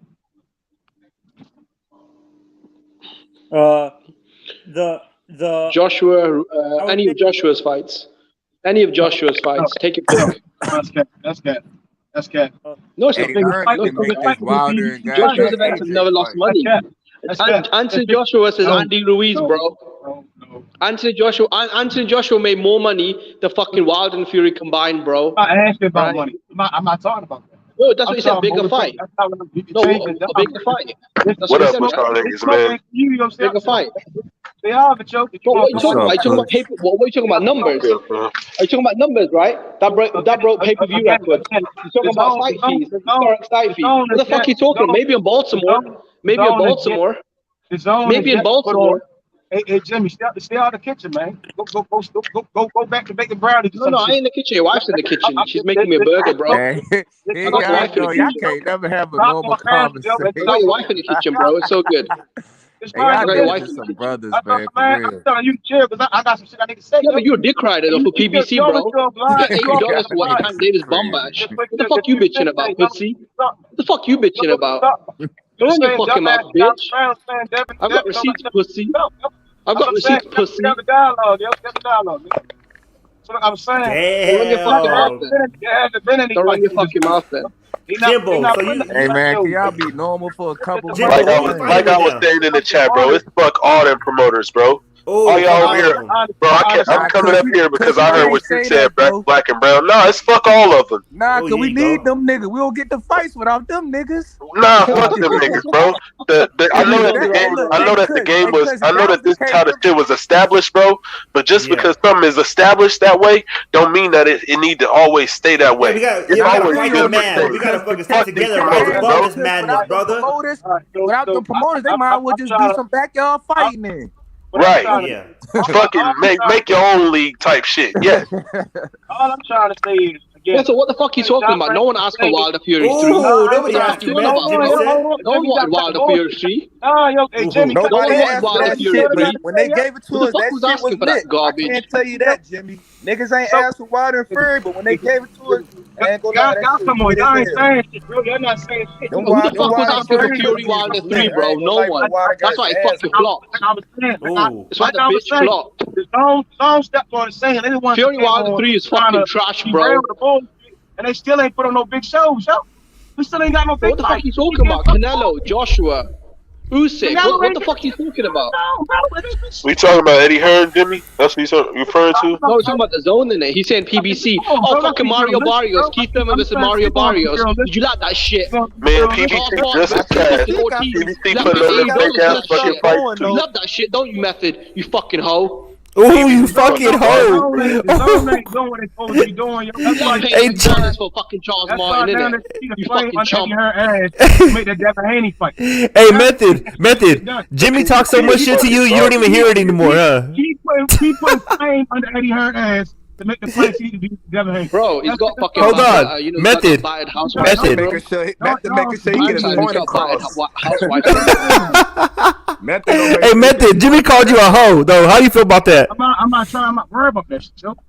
You're not? I'm not worried about Jimmy. That's what he's saying. He said he ain't worried about that nigga. Bro, Damn, like Jimmy. Said, my nigga, the PBC trash. Don't go defending none of them. Don't go defending not even top rank. All these dudes is trash in their own way. Who on the panel here agrees with Black and Brown, or do you guys feel like he came on here just to ruffle feathers? I disagree. Okay, Don't come defending no Eddie Hearn, bro. What you gonna defend him for? He overpaying fighters too, bro. No, but let me finish though, bro. He overpaying fighters. He contributed to the problem. That's why these dudes won't fucking fight. Okay. Oh, this dude worth too much. He worth this much. He's a pay-per-view star. None of these motherfucking stars. None of these promoters are doing their job, bro. So don't try to put on a facade and make them sound good. Hey, bro, don't speak while I'm speaking, bro. Let me finish my point. Go ahead. Damn, my nigga. Like I said, bro, like ain't none of them doing an A+ job. Oh, this one doing the best. No, bro, quit promoting them and celebrating them like they as big as the fighters, bro, or whatever the case may be. These dudes is garbage. Okay. They the problem. Okay, I understand. So you say Black and Brown don't know what the fuck he's talking about. So Jimmy, what do you feel? I didn't say that. Jimmy, don't put words in my mouth, my nigga. I didn't say Jimmy, that. Don't put words in my mouth, Jimmy. my nigga. And Jimmy, how do you feel? Fine. I'm just saying, okay. Don't put words in my mouth, my okay, nigga. you know that he came out here talking about promoters. Okay, we get it. Okay, we understand. I'm trying to set the record straight. Don't put words in my mouth, though. I'm not. I'm just reiterating the facts, brother. Jimbo, how do you feel about this? Shit, my nigga, you ain't reiterating nothing, nigga. When I come out and say something, bro, they can interpret what I said, bro. I'm a smart individual. I can fucking articulate yourself and articulate shit, my nigga. I don't need you to help me, my nigga. No, I just need to sometime because it's a little off. But I got you, my nigga. Hey, Jimmy. You're the one that's off, my nigga. Weird ass nigga. I fuck with you, Kush, though. I fuck with you too, but you a weird ass motherfucker, bro. You a weird ass motherfucker. Bro, this guy's an instigator, man. He loves those fucking soap operas. All I'm saying, right, the way we check PBC and top rank, right, is that if we don't like PBC's fights or the top rank fights, we generally we don't buy the pay-per-views, right? And we complain, we burn their social medias down, but we don't like that shit, right? There's no check and balance with the zone. Man, if you don't like PBC fights or top rank fights, you might as well say you don't like boxing. Don't pay for the zone then, Method. What the fuck you bitching about? You know what though, Debo? It's a fine line, bro. Your bum ass don't pay for the zone. You ain't got no fucking $20, Method. You got no $20, man. So when they have Jimmy, them truckers make money though, bro. I ain't gonna lie, Jimmy. Them truckers be making some money, bro. They gonna keep putting up. I don't know how it is in UK, but America, them truckers make some good money. If Devin Haney and Andre like fighting, that shit trash. That's all I'm saying about this one, bro. Method, you the only one out here illegally streaming the zone. Stop it. I don't even watch that. I don't even watch. Method over $8 a month, bro. That's funny. $8 a month. Funny as hell, nigga.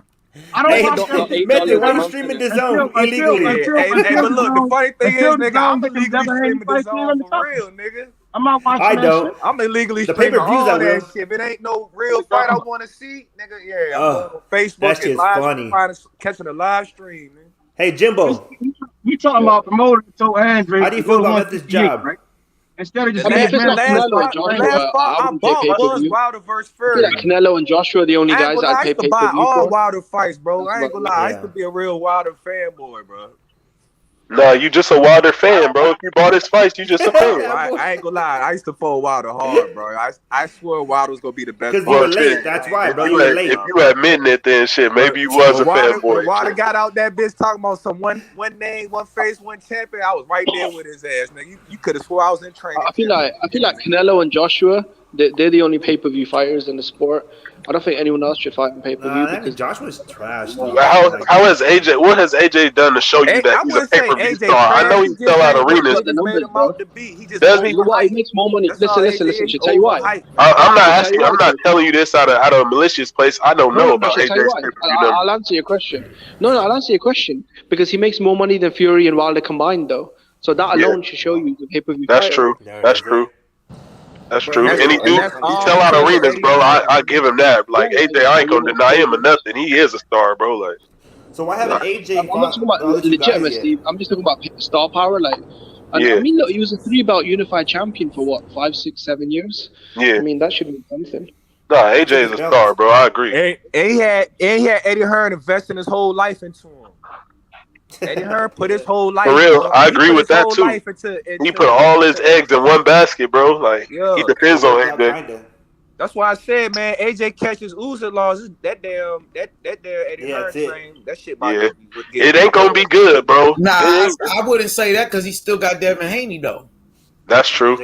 Yeah, but it just ain't gonna be good, bro, for the zone. No, Devin ain't. Yeah, but Devin Haney's still working though. But you know, Devin could. Wait, listen, man, listen. Devin Haney, this nigga get paid a lot of money with Eddie Hearn. Why would he leave that? Ain't nobody else gonna pay him that type of money. He ain't gonna leave. Devin Haney just said he want to spend the rest of his career with Eddie Hearn. Right. Makes sense, bro. They got $4 billion over there. So basically, Devin. So hey, hold on. Let me say something to Ace right quick because you know more about Devin and damn the. Say if you had a boss, like personally. Say if you had a boss and he was paying you 10 times more money than anyone else. Quick, Jimmy. Why would you leave him? So Devin is basically like how Floyd is with Al Heyman. That's how he is with Eddie. It's probably like how Tank is with Al Heyman. I mean, so yeah, maybe something like that. But he ain't getting paid like Floyd did, but he getting paid a lot though for a young fighter. He can do whatever he want to do. Put on his own fights. Yeah, he kind of like Floyd with Heyman. I would compare him. I would compare his relationship like a partnership with them two. Then exactly, it's a partnership. He's just not on the level of a Mayweather. He ain't getting that Mayweather type of money, but he's getting some good money though. It's not a partnership. I'm not even capping, bro. The relationship is comparable to how. And I'm not talking about the negative shit. I'm talking about how Terrence Crawford and Bob Arum's relationship is. He willing to pay him, you feel me, for his skills, you feel me, even though he haven't achieved everything yet. You feel me? He still take care of Devin Haney, and they got a good relationship. I would compare it to like Canelo. Probably how Canelo is with Eddie Hearn. How Canelo is with Eddie Hearn. Yeah. You know what I'm saying? He got a good relationship with them dudes. You think so, H? That lenient? I mean, I ain't saying he's on Canelo's level. He's not. I'm not saying that, but I'm saying that lenient because you know, like it's like one fight deals. Like it's a fight by fight basis. You know, like right? It's a good a good working relationship type shit. But Canelo just went to the PBC, and Devin Haney ain't never left Eddie, went anywhere. You know what I'm saying? Right. The thing about Canelo is that he can go back and forth, he can go up, down. Exactly. Haney can do it, but shit, the zone is giving him the most money, so why would he leave that to take less money somewhere else? Now, Debo, it is kind of like a Mayweather deal because Devin Haney is his own promoter. He got Devin Haney Promotions, like Mayweather had Mayweather Promotions. He got his own fighter. Put on his own cards. He could do whatever he want to do, but he's just not a star like Mayweather. You know that's all. You know what I'm saying? He ain't getting paid. I just hope that Devin Haney don't have that problem being too loyal. Devin fights, and so when Devin fights, he picks out all the undercard too, or he has a voice in that shit. Oh yeah, I think he does have a voice in it because his fighters be on his undercards. His fighters be on his undercards. So yeah, he put his fighters on there. Maury Jones and shit. I think Devin Haney gotta quit saying all that shit. Where it's gonna be at, all that shit. Yep, yeah, I think so. Something like that. That's a real thing, brother. Hey, you guys blame Bob Arum. Do you think that might be too much for a fighter? Let Black finish though, Debo. Let Black finish his question. Go ahead, go ahead, Black. I'm saying you guys blame Bob Arum. Hold on, Debo. Let him finish, Debo. Let the homie finish real quick, and you go right after. You guys blame Bob Arum for Terrence Crawford not being a promotable fighter, not being able to sell tickets. You guys blame Bob Arum for that? Nope, I don't. Me neither, bro. I don't blame Bob Arum for that. I'll answer that. That's why I'll get my answer that. Demetrius Andrade or Devin Haney. Some of that is Buz's fault, but some of it is Bob's fault too. No, I don't think it's bro. I think that Terrence Crawford. I think that he's promotable. And I think he's a star too. I think that y'all got like a bell of y'all. But see, that's the thing. What more do you want him to do? He's a fighter. What more do you want him to do? He come out, he talk. What you want him to do? Go to like Devin Haney, Demetrius Andre, and Bud Crawford, they all got the same issues. I don't think we could blame the promoters for them dudes' issues. You know, they don't got a fan base. They don't got a fan base. I disagree, bro. Because how the fuck is Bud signed to ESPN, the #1 ranking sports platform in the world, and he's not a fucking at least near household name? You feel me? Like I feel like that's Bob's fault. Like Bob got connected to all them. Bob should have had it constructed. No, come on, that's not fair. Look, we have to be honest now. Why is it not fair? If they mention LeBron Why is it not fair? I feel like Eddie Hearn do a better job at promoting than Bob. On Top Rank, who's the biggest star though? Shit to say though. Bob should have had it set up with ESPN to where anytime they probably mention LeBron or Tom Brady, Bud is right there after that with the promo. Like, because Bud is on that type of level for real, bro. Like Bud. I agree. He should be mentioned at least. That should be in every show. Now I feel like Bud is at fault because this nigga, like Kush said, I feel like he's got a superstar personality, but he gotta broadcast that shit more. You feel me? Like, yeah. I feel like you guys are missing the bucket though. Bro. Like I ain't saying, like what I are ain't you guys saying talking about? Like I ain't saying you gotta post in like the history of the sport. No.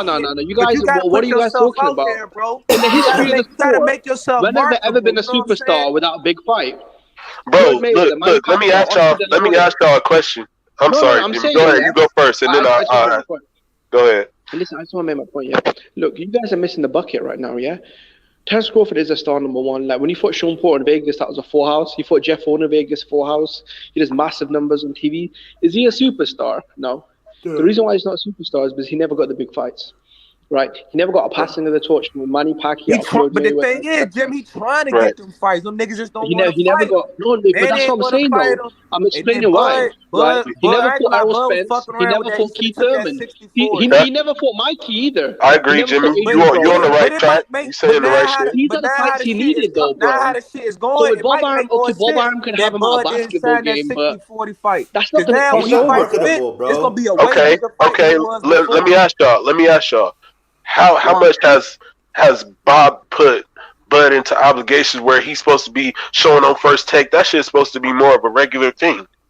You feel me? I don't see Ryan Garcia more marketable than Bud Crawford. I mean, to be honest, I've never seen Tyson Fury. Can I finish my point, 5-5? My question. You feel me? Y'all say he's not competitive or he's not a superstar, marketable.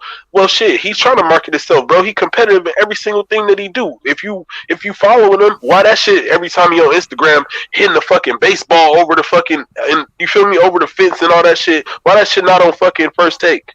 Like LeBron fucking doing some silly ass shit in the backyard with his son or something. They not putting him out there. They could put that shit in front of people. They could put it every time he talking shit to somebody. Put that in front of people. Yeah, it's not his job to. What else do y'all want him to do? You feel what I'm saying? They've done a good job with him, though. Let's be honest. Nobody cares. They done an okay job. Nobody cares about boxing, bro. That's why. You know why nobody cares about boxing, fam? I agree with you, Black and Brown. That's the one thing I agree with you so far since we've been on the panel. Nobody cares about boxing because it's not spoon fed to them. When you go to the bar right now, if you go out and go eat right now, wherever you eat at, you ain't gonna see boxing. You gonna see basketball, baseball, fucking hockey before boxing. What's up with that? How do we solve that problem? That's the question. As us being fans, we keep doing this shit like this, bro. We keep doing shit like this on H Money's panel, on all these open panels. We keep doing this. They don't want people getting too rowdy and shit. Right. The reason these fools can't get paid, the person that they want. Okay, they say that y'all say that nobody really. Some people say that nobody really ducking in the sport. It's a business. Okay, so how do we get all these dudes the money that they need so that they can fight? We gotta get more money from the networks. How we get more money from the networks? We gotta convince them as the boxing fans that shit. We gonna buy this shit if you put it in front of people. You gotta put this shit on regular TV. Fuck pay-per-view. Man, y'all gotta stop. Look at Shelton Moore, looking like an. Am I capping, Shelton?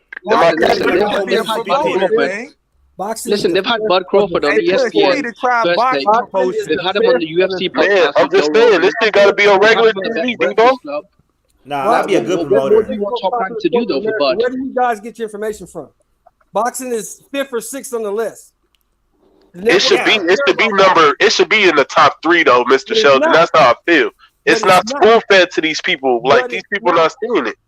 But it's not. Back in the day, it was when you was coming up. It was this shit was on regular TV. In 1938, the Olympics and all that shit was regular TV. Y'all saw them coming up.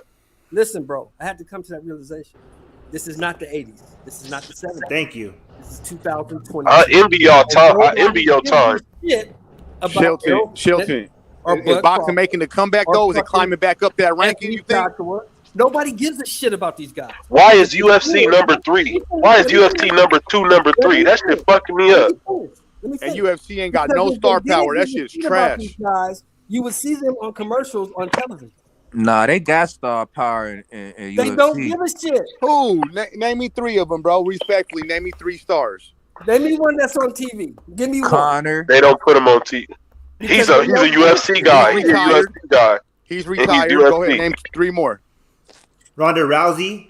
She's retired. Y'all name UFC guys. Quit. Don't talk about UFC. That's not boxing. Boxing. Are you talking about boxing? Bro, nobody. I said that shit is trash. We not getting no exposure. We not getting no exposure in the sport. That's why nobody know who Terrence Crawford, Lomachenko, who Usyk. None of these dudes are, cause they. That's why you gotta go the Ryan Garcia route. I don't know why people don't understand that. You gotta fucking sell yourself. No, bro, that shit is backwards. That shit is backwards. Why you put all the work on the fighter? Why the fighter gotta put on 2 different fucking? Bro, that's a new day, bro. That's a new day. Shit. Stop it. We're living in a new day, bro.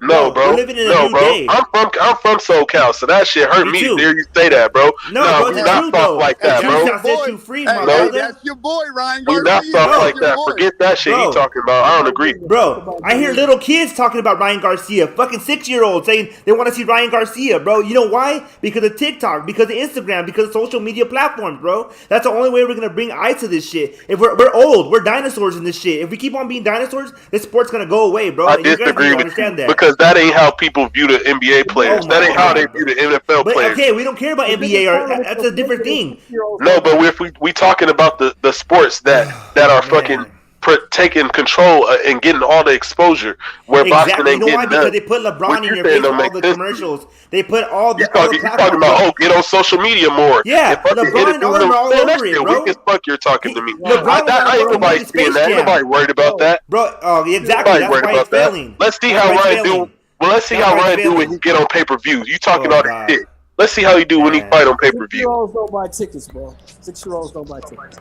Their parents do. Their parents, the kids run the parents nowadays. You guys know that shit. We'll see. I don't know what house you live in.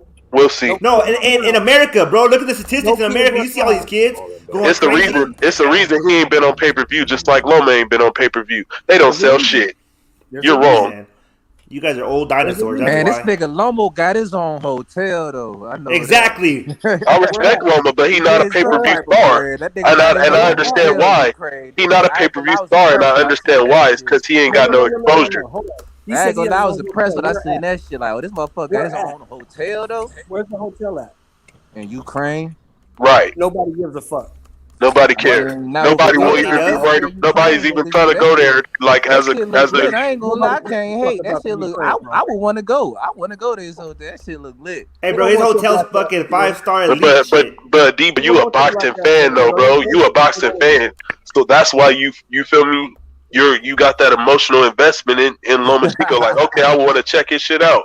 You feel me? But a regular average person don't even know what the fuck Lomachenko is. Nah. Hey, so we got 6 diehard boxing fans on the panel. How many of us respect Ryan Garcia? None of us. No, don't say that. No, you on your own. Cause I like Ryan. I like Ryan. I like Ryan, but do I respect him? No. I just want to get back in the ring. That's all. I say how many of us respect him? I don't respect him. I like him, but I don't respect him. Why? I like him too, but I just don't respect him because of the shit that he does. Exactly. Okay, but it works for him though. You don't respect him more as a fighter or as a man? I don't respect him as a fighter, brother. As a fighter, as a boxer. I like him. He's a good kid. He's a good kid, but what has he done? What has he done to earn my respect? You don't call people out and then pull out of the fight. Yeah, I can't respect that. You never know what's going on with them. How do you know what's going on with them? I don't care what's going on with him. Don't be calling dudes out. Don't be calling dudes out. If you got mental health, you shouldn't be calling other dudes out who are active. Well, maybe he didn't feel that way that day. It's deal with your mental health. Deal with your stuff. No, I agree with Black and Brown there, bro. That's what gave him. See, bro. Hey, bro. We good, man. We good. Don't, hey, bro. I'm a crazy ass boxing fan, bro. Don't judge me, bro. When I jump on it to get at you, bro, it ain't malice, bro. It's just me. Okay, well, it's all good, bro. Don't be backing down now. Don't be backing down now. Hey, bro, I've been on your channel, bro. Don't even trip, bro. Don't be backing down now, scary ass. Hey, but now you know who I am, though, bro. Oh, you scary now. Oh, you waved the white flag. White flag, surrender.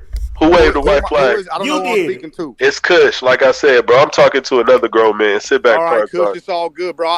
Earlier, bro, I don't even know who I'm speaking to, bro. I didn't have no headphones. I'm talking into my phone. I'm driving my work truck. I don't mean to disrespect nobody, bro. It's all good. Iron stuff is iron, bro. Say night, bro. I drop my link every Friday night. We can get it in, bro. I don't even know who I'm speaking to, but it's all good, Kush. Yeah, I'll pull up, bro. I'll just be on 8 shit, bro. Oh, man, why don't you guys hug then? Hey, give each other's number and text later. You can get the smoke right now. No, you can get the smoke right now. No, keep talking. You can get the smoke right now. Kumbaya. Yeah, keep capping for Ryan Garcia like Puro Su does. Go ahead, Primetime. Right there, no respect. Hey, bro. All I'm saying, hey, hold on. You the person that asked that dumbass question? You the person that asked this shit? You over here capping for Ryan? Bro, he ain't done nothing to earn no respect, bro. You better not have said that, bro. I got smoke for you right now, bro. Talking about some Ryan Garcia earning some respect, bro. He ain't earned shit. What I'm saying, bro, is that motherfucker could bring in motherfucking new people, bro. Right now, Ryan Garcia, as far as like talking about some respect with me, he's still a little boy. Tell him drop his nuts and fight somebody. Shit, nigga, he better keep boxing. Cause fucking with me, he'll run up and it won't be a fight. It'll be straight to the gun, nigga. I want to see that. Me too. You should admit it though. Can't hit me with no body shot like that. Like I said, he ain't did nothing to earn no respect. Period. Somebody said he's probably ready to I fuck with you, Kush, man. You ain't like the Luke Campbell stoppage. That was vicious. I like that, but I want him to step it up. Quit making that boy. Luke Campbell still hurting.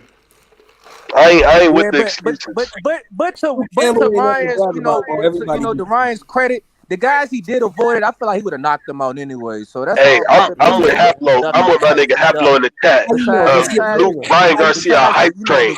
Tell him to fight Tank, like Haplo said. I agree with that comment. So whoever just said that, the dude that Ryan Garcia has avoided, he would have beat him, man. I don't know why the fuck he keeps avoiding him. Hey, Black and Brown, I really believe he has bipolar issues, bro. I really believe that shit. We get Ryan for ducking Tank. We could get that Tank ducking Lomo and Devin. Lomo and Devin then want to smoke. I understand, bro, but you know how he wants to be in it. But hey, bro, if you really start looking at it through the right lens, bro, all these dudes is busters, bro. I'm gonna keep it 100. Hey, I thought we were just keeping the same energy because we do criticize a Tank for avoiding those fights. So for me, bro, I'm just keeping the same energy. That's what it really is. Only a couple of niggas want to fight. Like I just found out, Josh Taylor, he don't want to fight. Why he backstepping and backpedaling with Bud now? Oh, he want to go to Spence route and Virgil Ortiz. They about to lose my respect right now. They better start going for Bud like they was doing. What's up? Man, how you number one in the WBO and you don't want to go fight the number one contender in the champ? Bro, that's some hoe ass shit I heard Virgil Ortiz say yesterday, bro. I lost all respect. He said he not ready now. All of a sudden he want to fight Spence. He ain't even the same sanctioning body as you. Go handle that business. Virgil actually said that? He's not ready for Bud? Bro, that was some bitch shit he said, bro. I'm gonna look it up. Kush, listen. Don't you want to fight the easier fight, bro? Yeah. I don't want to hear that. I want to see him fight the best because you done already ran your mouth. Don't run your mouth then. Look, just because you say it don't mean you really want it. Exactly. That's capping. That's ducking. That's a duck now to me. You said you was ready. All of a sudden you ain't ready. No, when he was standing outside the ring looking at you, you was stuttering and shit. They was asking you, who you want to fight, and they got you squeeze that shit out. Next time, say Spence. Kush, do you believe either one of them dudes could be Crawford? No, what I'm saying is, why would you fight Bud for one belt when you can fight Spence? I don't give a fuck about that. I don't give a fuck about that. He called him out, bro. Said that, bro. He did say it. He's not going to win either fight, Jimmy. Either fight he's going to lose. So he might as well get the most money he can. He's going to get beat by either. Virgil's still young, bro. You gotta want him, man. I can't stand how motherfuckers want. You gotta want him to lose. That's the thing, bro. I want him to fight the best. I want him to fight the best. I think that he has a chance. I don't fuck Boots. Now after that, I think Boots will beat his ass. I think Boots will beat his ass. I can't find it. Boots will fucking destroy Virgil after me hearing him say that. I know what's up now. Now I know what's up. And Virgil said that 5 years from now, shit to Boots. Boots will beat his motherfucking ass, bro. I see what's up now, bro. I see the truth now. I found out, nigga. Don't challenge me, nigga. It'll be a link right now. Hold on. Okay, Sammy, I want to find. Well, I don't fuck with him no more, bro. And I'm about to post that link for you right now. Don't even trip. That's how I be in boxing, though, bro. You get the and if he did, he did. But I want to see the link. As soon as you get to study that nigga, all his interviews. Hey, dude. As soon as I find out about you, it could take me one day. I could find some shit out about Bud today and be like, oh, okay, bitch ass nigga, I see how you moving. Hold on, let me post this link. I'm gonna see what I want to see him say. He's not ready. Hey, Kush, I'm kind of with you, man. All these niggas funny in the light, man. All these niggas funny in the light, man. Stop the cap. Hey, Jimbo. Nigga, Dewey said stop the cap. What he says is, this is what he says. My bad about this background shit. This fool says, I think Spence is the best fight for me now. He ain't going the Crawford route. After he was asked about fighting Bud in the fucking title eliminator shit. Okay, but he never said though that he didn't want to fight Bud. Shit. That's what he's saying. He's saying that's the best fight for me now. I'm not ready for that. Yeah, probably the best fight. Nigga, I don't want to hear it, nigga. I don't want to hear it. I got this link for you. Come on. Can I post this shit in the regular comments, H, without it being a problem? You have to go to the private chat. How do I go to the private chat on my computer? Hold on. Because I'm in the fucking thing. That's cool. I'll look it up, bro. But I get you. But nah, I want to see him fight Spence anyways. Him and Spence. Don't even trip, nigga. I got you. You sound like that's some hoe ass shit. Now you with the nigga. You capping. Nah, that's some hoe ass shit you talking right now. Cappuccino. You don't want to see Virgil fight Bud now. Why? No, I don't care. Yeah, why all of a sudden? I said either one. I've been saying either one. Dude, that's some hoe ass shit. I don't want to hear it, bro. I've been saying either one. No, I got you, bro, in the private chat. I'm trying to work it out right Bud. Now. He'll beat both their asses. Oh, prime time capping, man. So you said Virgil Ortiz the best at 147 right now? Hell yeah, hands down. Boots will beat the fuck out of Virgil Ortiz. Guaranteed. Hey, Prime, like I said, you the guy I'm gonna make a lot of money off of, bro. Let's go. Hey, Virgil's the truth, man. I don't see that. Man, Virgil will hit one of those motherfuckers so hard. I don't think he fucking with. I know he ain't fucking with Bud and Spence. Especially Spence with his fucking crooked eye and all that shit. Like I was really studying Boots, man, today and yesterday. I ain't gonna lie, he got some flaws too, man. He does. He got some flaws. Like I think he the next one, but I seen some flaws that like he don't correct that shit. Yeah, I feel you, huh? Yeah. When you really watch them, like when you watch him training and shit, you start seeing like, oh shit, he's kind of like, you start seeing some shit, huh? Shit, when you seeing them train, that's the scary shit. Oh God! But when you see them fight, it's Kush. Can you drop the link in the public? I want to drop it in the public, but I don't want to do it if it's a problem. Like I don't want to fucking get H's channel no kind of issue, because I got the link right here. I'm just trying to figure out how to post it. Nah, you can. But I don't think he ever said that. Like he don't want to fight him. He said when they asked him about fighting Crawford, he said that he wasn't. He basically like Crawford. I gotta fight him down the line. I'm going for the Spence fight. I'm like, he not even in your same station about it. He's not ready, Kush. He's not ready. He's not ready. It's time to stop the cap. He ain't ready. Y'all niggas better stop these niggas, man. I don't want to hear y'all sitting here and deny this nigga Kush ain't got no fucking reason to lie. What the fuck? That shit all over. No, but we're not being honest. He didn't say it like that though, bro. He's twisting it. No. You have to be 100% honest though. What did Terrence Crawford say? Running his mouth. All the rest of them bro, what did Terrence Crawford say though about Virgil? You see, Q, they think that I gotta They think that I got a cap about a dude that was my favorite fighter before yesterday. He was one of my favorite fighters. Jimmy, if you want to know how Crawford feel about Virgil Ortiz, go watch that post interview after he beat bro. He said I'm looking at Sean Porter. Go watch. Virgil Ortiz called him out to his face. Exactly. Go look at Terrence Crawford's face after Virgil beat Mo Hooker, and you will see. What did Bud say, bro? He said I'm thinking about other people. No. I'm not gonna. I like Bud Crawford, but I'm not gonna do no capping here, bro. Virgil Ortiz called him out to his face. Bud started laughing and said I'm thinking about other people. Bro. No. Virgil called him out. Bud said I'm not waiting. I post that link in the public comments, bro. That link is in the public comments. It's right there. Bro, go click it. That nigga Crawford drooling at the mouth like a fucking pit bull. No, he's not, bro. Then fight Habastin. That's food, bro. Come on, bro. Fight Habastin. They said you want to fight Virgil Ortiz. He said no. I'm thinking about Errol Spence. Exactly. All them niggas out here ducking goddamn Bud. He said no, bro. Come on, all right, bro. All right, Q. Ain't nobody ducking Bud, bro. You got a fucking capping for Bud too hard. Okay, bro. So when Bud Crawford says on Fight Hub TV, I'm not thinking about Virgil Ortiz. I want to fight Errol Spence. Exactly.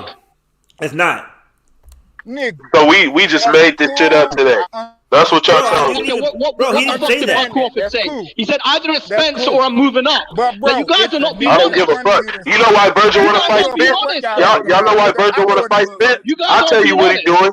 I'll tell you what he's doing. He's banking on Bud vacating and moving up so he can fight Spence for undisputed. That's some bitch ass shit, bro. No, that's some bitch ass shit. Bud better not vacate that belt. Bud better not vacate that fucking belt, bro. That's some bitch ass shit. No, you just looking for an opportunity. You found an easier way. No, fuck that shit y'all talking about, bro. That's the bitch ass shit. Your boy Bud Crawford just said if it's not Spence, I'm fucking bouncing. Exactly. I'm looking for Charlo. What are you talking about? I bet you when Exactly, bro. They just cap, bro. Bud gonna be right there waiting for Virgil. No, he's not. Look at Dewey. Bud gonna smoke that little Dewey nigga. Jones. Look at Dewey. Bet y'all, Bud gonna smoke Virgil now. Watch. Bud gonna smoke him. Watch. Hell no. He called out Crawford to his face, and what did Crawford Exactly. do? There you go, Jimmy. Look at how y'all defending the little nigga. Look at how y'all defending the little nigga. Watch what happened to him. Y'all gotta stop defending these little. Oh my God! I know, you're right, not being Jimmy? honest, bro. That nigga gonna get the Benavidez Jr. nigga. Bet you he gonna get done like Jose. Bet you. Hell Listen, you no, guys you're are my crazy, He's knocked bro. out, bro. It's Bet. two different leagues. Watch when you see what You guys happens. are not being honest. Watch when you see what You guys are happens. not being honest. How am I lying? You are lying. Show me that I'm lying. Show me that I'm Virgil not hurt being that boy. honest, Jimmy. Virgil me. hurt that Virgil boy. called out Bud to his face. Virgil is not capable, bro. He's not ready. I always knew he wasn't ready, but now he done showed his He little called panties, out Bud to nigga. his face, bro. Now he done And showed what his did little Bud do? pussy, Start nigga. laughing and These saying, niggas a bitch, I'm bro. I don't swimming care in what the you say. ocean. I'm I don't looking care for what you Spence. say. I done seen what I I'm still need to looking for see. Spence. Nope. You're All right, wrong. name me one time Bud Crawford called out Virgil Ortiz, bro. But so I've seen the Fight Hub interview, bro. See, this is why. about Virgil because This is why. at one point in time, Right. was the Bro, Niggas know I fucked with Virgil before, nigga. Niggas know that I fucked with Virgil heavy. Jimmy over He here called out saying Crawford to all his that shit. face. He did call him out. You guys didn't see it? He called him out, bro, to his face. Did you guys not see that? You know why I fucked with Virgil, bro? You know why I fucked with him before, bro? Because he seemed like he was coming correct. He was He staying still where is, bro. He gonna fight Spence. There with the big dogs, bro. Okay, you're I'm gonna treat so you like Spence a ain't grown shit. man now, bro. I'm So Spence ain't shit, right? Okay. That's Okay. it. Bud said, if I'm not That's going to it. fight Errol Spence, I'm You about fucked to up, bro. bounce. Now he done fucked up. Hey, He fucked up now, Why did nigga. Bud say that? Hey, Matthew, Bud said if it's not Errol Spence, I'm No, going to that bounce. nigga not about to fight no goddamn spin. Hey, Kush, can you mute yourself, Hey, please, for Matthew, 5 minutes for that, for those comments you're making? I don't have to mute myself for shit, nigga. You could jump off, nigga. Jump off. You say the weirdest shit, bro. You don't have to hear nobody, nigga. You could go off the whole thing. You say the weirdest shit, bro. This nigga right here. Just because I exposed Virgil, bro. What's up with you? Expose him, bro. There's not even no chat. There's not even a link. What's up with you and these Mexican fighters, bro? Why you can't never be balanced? What's wrong with you, nigga? I like all fighters, bro, but I'm a Virgil Ortiz fan. What you talking about? That's motherfucker, bro. No, one of my favorite fighters is Dab Judah, Roy Jones. Cause this right here, this issue don't got nothing to do with where you from or nothing like that. This is straight up. Okay, nigga, I seen your words. You done went backwards, and now I'm calling you out. You got an issue. The truth with me. shall set you So free. I got an issue with you now. Why you can't never be balanced? Bro, I believe that Virgil will beat both of them, bro. I believe that with all my heart. But you don't know what the fuck you looking at. You sound crazy saying the fuck. I do know what I'm looking at. I'm looking at a young kid who's a killer, bro. You know how stupid you sound saying that you gonna beat Spence or Crawford? You sound stupid. If Bud and Spence age out, Virgil got a chance, but that's the only chance they got. Once they age out, These fools ain't got no chance. You sound stupid saying that. They don't have a chance. He don't have. So you say Virgil's gonna get washed? Bro, y'all he's getting knocked out by either fighter. Oh, you're crazy. That's cap. He told me he's getting knocked out by Earl Spence. He don't want to fight Earl Spence. You got more confidence than Mikey, bro. Exactly. Come on, bro. You over here talking about Virgil will do this, Virgil will do that. Yeah, he couldn't even. He couldn't knock out Mikey, bro. Nigga, you got more confidence than Virgil than Virgil got in his fucking self. When's the last time Errol stopped anyone, bro? He couldn't knock out Mikey Garcia. Went up 2 weight classes. He gonna knock out Virgil. Hey, he went up 2 weight classes to fight Earl. Thank you. Hey, Jimmy, thank you for that one. He couldn't knock out Mikey. Yes, but Virgil gonna put up more of a fight. Virgil gonna put up more of a fight. Rushing in with his chin in the air. Only reason why Mike Joe Paul was rushing with his chin in the air, and Errol still couldn't catch him, bro. He went up 2 weight divisions to fight Spence, and he still couldn't sleep him, bro. Exactly, bro. Like, come on, bro. Errol Spence ain't got no power, bro. Come on. Mikey's about fucking 4'3", bro. For Virgil, these niggas don't fight nothing but 140 niggas. Y'all sound crazy as fuck. Watch when they go up against the Earl Spence. Come on, bro. What you mean, Danny Garcia and Mikey? Errol was real happy about those fights. Danny and Mikey. What are they? 140 guys, and he couldn't stop. Virgil just barely 140, bro. They could be at 135. Hey, y'all believing in a fighter that got a fucking daddy trainer, nigga? This nigga got a daddy trainer, bro.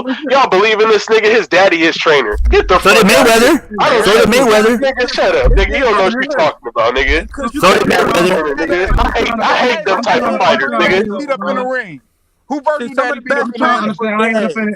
how we are defending Virgil in this situation, man? Shut up, Dewey. Go back to work, Dewey. Take the camera off your ugly self, Dewey. Because Bud Crawford said there's no Errol on the bounce, and these guys are acting like, what are you guys talking about? Bud Crawford's already come out one. If I'm not gonna get the Errol Spence fight, I'm gonna bounce to 150. Exactly. And you guys out here running around Preach. trying to fucking hate on Virgil Ortiz. Preach. Man, I don't believe it. Shit y'all talking about right now. And Dewey, you can't talk until you wash your dusty ass beanie. Oh, We ain't no Virgil. Dewey, wash your beanie, crusty ass beanie. I'm gonna bounce. And you guys are still talking about Virgil Ortiz. We ain't no Virgil Ortiz because he said he don't want to fight somebody. Fuck out. Haters gonna hate. You need haters though. Well, all I'm saying, when they came face to face, bro. Hey, you think you mad now? Josh Taylor, bitch ass too. Josh Taylor's a bitch too. Josh Taylor's a fucking bitch too, bro. I hear Josh Taylor backpedaling too. Josh Taylor, a fucking glorified loser, bro. Hey, Jimmy, go wash your beanie, bro. That shit smelled like it smells like shit, bro. Go wash your beanie. Man, I've been told Why you talking shit about no, let's keep it a buck. What did Bud say? Go fight Mean Machine. That's what Bud said. Bud started laughing and say, Virgil, why didn't you go fight Mean Machine? That's what Bud said, bro. Now, let's not come like, come on, I like Bud Crawford, but I'm gonna say out in cap. Bud Crawford, listen, when Virgil called out Bud Crawford, what did Bud say? Go fight Mean Machine. Nah, we ain't got no Wawas. We got Jersey Mikes.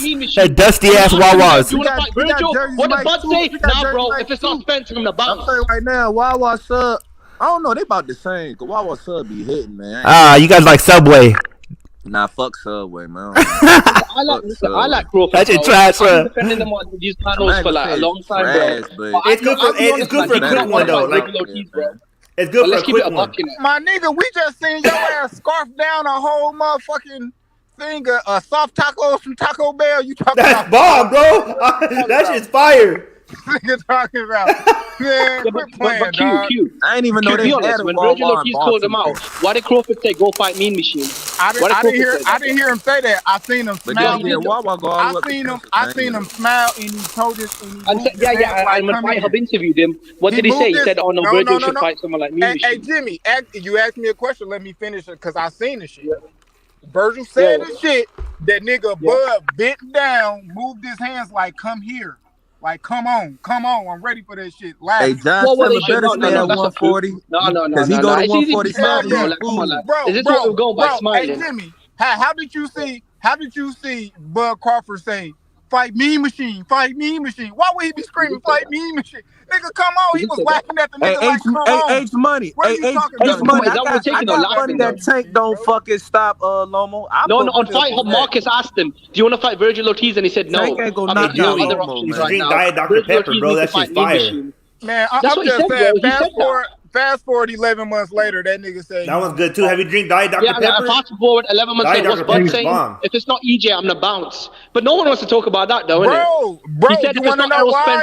You want to know why? Oh, they're fire. Because the nigga he gonna bounce and fight is undisputed. Why the fuck? Okay, but why do you want Virgil Ortiz to fight someone that's not even in the division? Jimmy, right or wrong? Jimmy, right or wrong? No, hold up. Right or wrong is the whole reason Crawford at 147 because niggas was calling them out like they wanted to fight. Have any of them niggas had the energy to fight him? So why 4 years later, why the fuck am I gonna keep sitting here when I can go up and somebody else will fight? Oh, hell no. That's not the reason. Quit playing. Y'all niggas better make that shit make sense. If I'm here to fight certain niggas and they don't want to fight, I'm gonna go fight the next nigga up. Yeah, but how's that Virgil's problem though? Exactly. Because he's saying we ain't talking. Only thing we said about Virgil was Virgil said he wouldn't even fight that guy right now, bro. He didn't say it like that though. He said he got. Man, I don't give a fuck. He don't want to fight him. Point blank. Period. Bro. I don't give a fuck if it was tomorrow. I don't give a fuck if it was his next fight or the fight after that. The nigga gave like 3-4 years. I've heard Bud say he's not interested in Virgil Ortiz. He did. He did say Bud that. say he doesn't want to fight though. Out there, bro. Q, you've never seen Bud Crawford on Fight Hub TV say he's not interested in Virgil Ortiz. You've never seen the interviews. Man, yes. Man, it ain't even hit. He don't even have to entertain Virgil Ortiz. The whole point is Virgil Ortiz said he was ready to fight and then backtrack. That's what I'm saying. I've seen the interviews when Bud Crawford is saying, thinking about, how the fuck are you gonna fight fucking what's his name? A washed up Amir Khan, but you're not gonna fight Virgil Ortiz. B-level Sean Porter. Come on, bro. No one wants to see that shit. Hell no. Thank you, Jimmy. Mic drop. So Jimmy got a way bigger name than Ortiz, though. The reason why it ain't no, he does not. Hell no. I asked you who the fuck Virgil fighting, nigga. It ain't no fucking. Put Virgil. No, put Virgil and Bud in Texas, bro. It's over. But Virgil and Spence in Texas, it's over. Virgil and Spence in Texas will be a fucking major selling, huge numbers, bro. Yep, and then Virgil gonna get knocked out. Okay, well, whatever you feel, but I guarantee you that Virgil and fucking Spence and Texas will be one of the biggest selling out events ever. No, it won't, bro. Virgil ain't done nothing, bro. But you didn't even say that. You don't know. All the Mexicans will go out for Virgil in Texas, bro. Hey, Kush. According to Kavalaskas, Virgil's a better fighter. I finally understand right now. I understand this shit. When y'all niggas little kids, cause y'all got some crazy ass imaginations. Y'all talk crazy. Y'all be figuring like, nigga. Niggas barely know Virgil in Texas, nigga. He from Texas. It's cool. It's cool. But niggas don't fucking know Virgil like that, bro. Bro, they all know him. I'm telling you, bro. Nigga, I live down here right now. Nigga, I was born in Texas. I was born there, so what's I don't give a fuck. And I don't give a fuck if you live there. I'm from the valley, Rio Grande Valley, where people get chopped up every day. Virgil ain't on every commercial and stuff like that. I was born in Rio Grande Valley, boy. Westlaco, Texas. That's cool. That's cool. When the last time you been in the atmosphere? When the last 5 years ago. Okay. And so where was Virgil 5 years ago? Coming up, probably fucking playing guitar and shit. Exactly. Now you just all that boxing knowledge going out the fucking window. Now you just no, it's not. Bro, I'm just telling you, bro. I'm talking about in the sport of boxing right now. He wasn't even a professional 5 years ago. Exactly. Niggas know who Virgil is. That's cool. I know niggas know who Virgil is. They do. But the grand scheme, man, only real boxing fans know who Virgil is. Any casual boxing fan don't know. Bro, I bet you that Q could walk down the street in Houston and ask a person, "Oh, this Virgil Ortiz, you know he from Houston?" And some people would think he from somewhere else. Virgil from Dallas, though. He not known like that. I'm just saying. But Kush, Virgil from Dallas, though. But I bet down Dallas. You feel me? They gonna find too many niggas that know him. Nah, he might be same thing. He ain't known, but he ain't no big star, bro. Like Y'all They got a picture of him outside of a store, bro. About him in Dallas. I ain't even. They got a picture inside of a store. He talks to Jerry Jones and his dad and all that, bro. Cause we acting like Virgil a nobody. He ain't no nobody. Yeah, they are. Cause they're haters, bro. Man, Junior a goddamn retard. He ain't no big star, bro. Like y'all trying to act. Oh, he gonna sell the most seats to the AT&T Stadium. Virgil last fight was in a small room. Bro, talking about Virgil sound like he from VA. Nigga, bro. Virgil last fight was in a small fucking room in goddamn in Dallas. My nigga, the venue didn't even hold 3,000. Man, cue the devil. You're on some other shit. Cue the devil. You're tripping out. Okay. So Virgil fought in the big room when he fought Cavalari. Somebody said Bud can't sell out a high school. No, hold up. Bud sold out Vasquez, bro. I'm talking about Spence and I'm talking about Spence and Virgil, bro. No, bro, we don't want to hear that shit, bro. We don't want to hear your triangle theory shit, bro. Nigga, when have Virgil fought in a big ass room, nigga, with a big ass crowd? Name right. When he fights Spence, he will. Shut up, nigga. We don't want to hear your triangle theory shit, your prediction. Bro, that's your prediction, bro. You will fail, bro. We don't want to hear that. Kush the lamest. You need to calm down. We don't want to hear that. You mad because we exposing your boy as for what it really is. You mad right now. Virgil's gonna be the biggest star in the world. Buzz fight selling out. Okay, y'all talking about some shit. Like that's why I'm saying y'all using y'all fucking imagination, nigga. We ain't. Actually, no, I take that back. Conor Ben might be bigger. Talking about right now. Conor Ben, bro. It's Conor Ben or Virgil Ortiz. Imagination, nigga. I'm talking about. Bro, it's either Conor Ben or Virgil Ortiz. Those are the two big stars of the welterweight future, bro. Conor Ben. Yeah, bro. Oh, Virgil Ortiz. Them two. I ain't hearing that, bro. Y'all can't predict what's gonna happen. Y'all don't know. Y'all don't know. Y'all just talking. You capping for him right now. Hey, nah, talk about right now.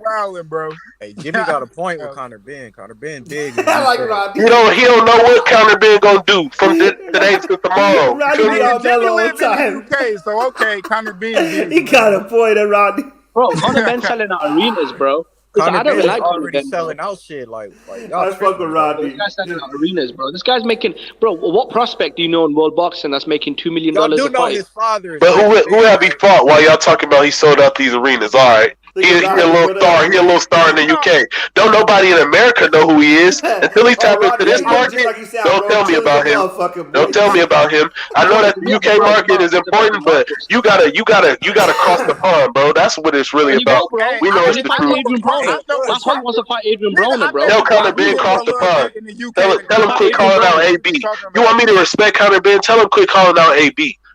Bro, that's the American market. He just beat Algieri, bro. I don't care about no Conor Ben. Don't even bring him up. So Kush, that's the American market, though. How big is he if he trying to call out niggas to get big? The nigga not big. Okay, so it's like Boo Boo, just like Boo Boo. Boo do the same shit, right? Same energy, just like Boo Boo.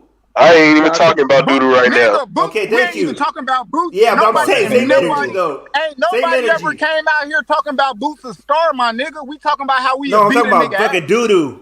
We talking about how we beat a nigga ass, and that's what we talking about. Beating a nigga ass. Y'all over there talking about some other shit. Y'all talking about he's selling. Conor Ben's a bigger star, Jimmy, than Boots.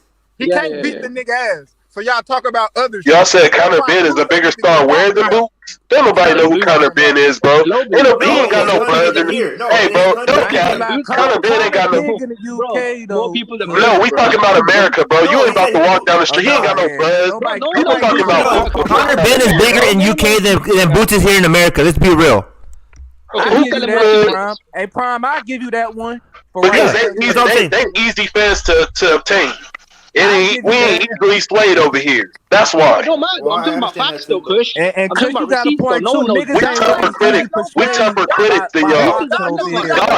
Y'all easy, bro. Y'all like fighters that get beat up. No fact. Boxing is an undercard fighter, though, bro. Come on. Y'all like fighters with no skill and shit like that. That just come from where you come from. Like we not easy fans to please like that. We not. Yeah, it is true. It is true, bro. What about Ricky Hatton? Ricky Hatton didn't have no skills. Okay. Let me ask you a question, Jimmy. Let me ask you a question. What about Dennis Lewis? Who the fuck is Jack Catterall? Who the fuck is Jack Catterall, bro? What about Lily? Oh, my guy got a tie on and everything. Look at those. Looking slick to the motherfucker with a champion. Okay, we see you, boy. That's good. Anyway, but Now, come on, Kush, be honest. Man, A lot of UK the American niggas get football fans excited are over retarded. fan fights in the stands, my nigga. They love that shit. Come on, bro. It don't take much to excite a UK fan. I'm not saying y'all ain't got great fighters that come out of the UK, because y'all do, bro. But y'all are easily pleased, and y'all love too easily. Yeah, y'all do, bro. That's how I feel. Damn, so you calling them UK fighters just the crumpet and tea drinking motherfuckers who like? That's you saying. Damn, that's fucked up, bro. I didn't say none of that. Yo, Jimmy, what Kush is saying is, in America, it's more than just boxing, bro. It's more than just boxing niggas can watch. No, but in America, you guys follow football teams that are garbage, though. I mean, look at the Dallas Cowboys. When's the last time? Oh hell no, Cowboys are the best, brother. Bro, Jimmy, that's the whole league, Jimmy. 32 teams. You know that, right? That's what I'm saying, bro. No, but it's the same with English Premier Football, though. There's a lot of leagues as well, or the Euro Cup. I mean, like, I know what you're saying, but I mean, there's a lot of dumb American sports fans, bro. Like, how many basketball teams you guys follow? I mean, look at the LA Lakers. When's the last time they actually did shit? Like, come on. What you mean, bro? LA, the Lakers is the greatest team, nigga. What you mean? The fuck? What's wrong with you, dude? Jimmy, look, you don't know about that shit. So let's talk about boxing. Boxing in your country, bro. Boxing is the #1 sport. So I would expect y'all to have, be able to obtain fans. In this country, bro, people don't know about boxing. No, football is the #1 sport in the country. Football. Basketball and football. It's not the #1 sport in the country, bro. European soccer. Listen, European soccer. Bro, European soccer is 10 times bigger. Angel Garcia, come on. Conor Ben better get an American coach before he get his ass knocked out. I'll tell you that. That's what he's doing. He's trying to get he's trying to fight Adrian Broner to get in the American market, bro. That's weak. You're not gonna gain our respect with that. You better fight some Russian fighters. Ivan Drago was a killer, bro. That nigga need an American. We respect Drago more than Conor Ben. Straight up. Fight, nigga. He needs to get a coach from America. I agree, but he got his dad. Listen to his dad. Listen, Conor Ben and nigga, his daddy was at James Tony. Don't nobody today know who his daddy is. You Nigel Ben. Don't nobody, no casual people today walking down the street know who Nigel Ben is. Yeah, and they don't know who James Tony is either, bro. They don't know who he is, bro. They know who James Tony is for sure, bro. You tripping? They know who James Tony is. They don't know about no Nigel Ben in America. Unless you really know boxing. James Tony is that nigga in the record book. That nigga one of the best fighters ever, all time great. So. His daddy can't say that shit. Yeah, so but the youngsters don't really know no more, bro. Give a fuck about no, that's not true. That's not true. His daddy could say that because the G-Man was a pound-for-pound fighter, bro, coming over from America. This hype, the super hype. They don't care about none of that. They don't know who he is, bro. I promise. Back to America in a fucking body bag, bro. That's not happen, bro. The G-Man knocked that nigga out the ring in the first round. The top American middleweight came to the UK, and Nigel Ben sent him back in a wheelchair, bro. That nigga out of here, bro. That's what happened, bro. That nigga out of you sent your top American hype job over to the UK, and Nigel Ben sent him back in a fucking body bag, bro. That's what happened. Damn. And don't nobody in America remember it. That's all I'm saying. Right, nobody in America remembers fucking James Tony's career, bro. Like, come on, man. But he's still relevant, though. People still know who James Tony is. Bro, they still love James Tony and know who he is, bro. That's what I'm saying. Nigel Ben is all time. That's what I'm saying. He all time UK fighter. Like what the fuck? In the UK. He said it. When you add that nigga with the Americans, yeah. You know what I mean? He said, yeah. I'm the facts, bro. Yeah. You All I'm saying, bro, you guys had your chance in it. Like you sent your top American, you sent your top American super middleweight over to beat Nigel Ben, and what happened, bro? He came back in a body bag, bro. Yeah, he got headbutted like a motherfucker. But was he winning that fight or not? All I'm saying, fuck, man. Was the G-Man winning the fight or not? It don't matter, bro. He was winning that bitch. So like I said, don't give a fuck about that, bro. Hey Jimmy, all that shit aside, bro, the truth of the matter is this, bro. Just like I feel like in some cases when we gotta go there and fight in the UK and shit, and y'all have y'all little biases, we got ours too. Shit, I ain't got no bias. I'm just keeping it. I'm keeping it. No, but I'm talking about us as a whole. I'm talking about us as a whole because the US, bro, they not gonna remember y'all fighters the way that they remember their own, bro. That's just how the world works, bro. Hey, real quick, cue the god. Don't talk for don't talk for people on the panel, please. Thank you. Listen, Kush. Man, like I said, hey, Jimmy, as long as you heard me, fuck with Primetime talking about, bro. Listen, Kush, Roy Jones. Listen, Roy Jones, everyone in the UK knows Roy Jones. You ain't doing no boxing talk. But y'all are different than us, bro. Like we are different. You feel me? In the way that we view boxing and shit like that, and remember people. You feel me? Y'all respect Roy Jones, but some of our fighters y'all admire. You feel me? Some of y'all fighters, bro. None of us know. Some of y'all greatest fighters, a lot of us do not know unless we might not follow know boxing. I mean, yeah, exactly. Yeah. I mean, most of the British fighters you guys know are probably Lennox. Canada. And what's the other guy? Who's the team? No, he's not. Ricky Hatton. Come on, bro. Come on. He said that just to fuck with you. But I would give y'all Lennox too. I haven't seen him fly the Canadian flag, bro. Come on. He did when he was in the Olympics. Shit. Oh, come on, man. He moved there. That's a big deal. Come on, bro. He represented them in the Olympics. And it seemed like y'all... Look. He represented them in the Olympics, and it seemed like y'all always had a disdain towards them because of that. So he's a French-Canadian Brit, bro. That's how it's remembered in history. Y'all didn't like that shit, bro. That's how it was remembered. He's a French-Canadian Brit. That's what it is. Nigga from Canada.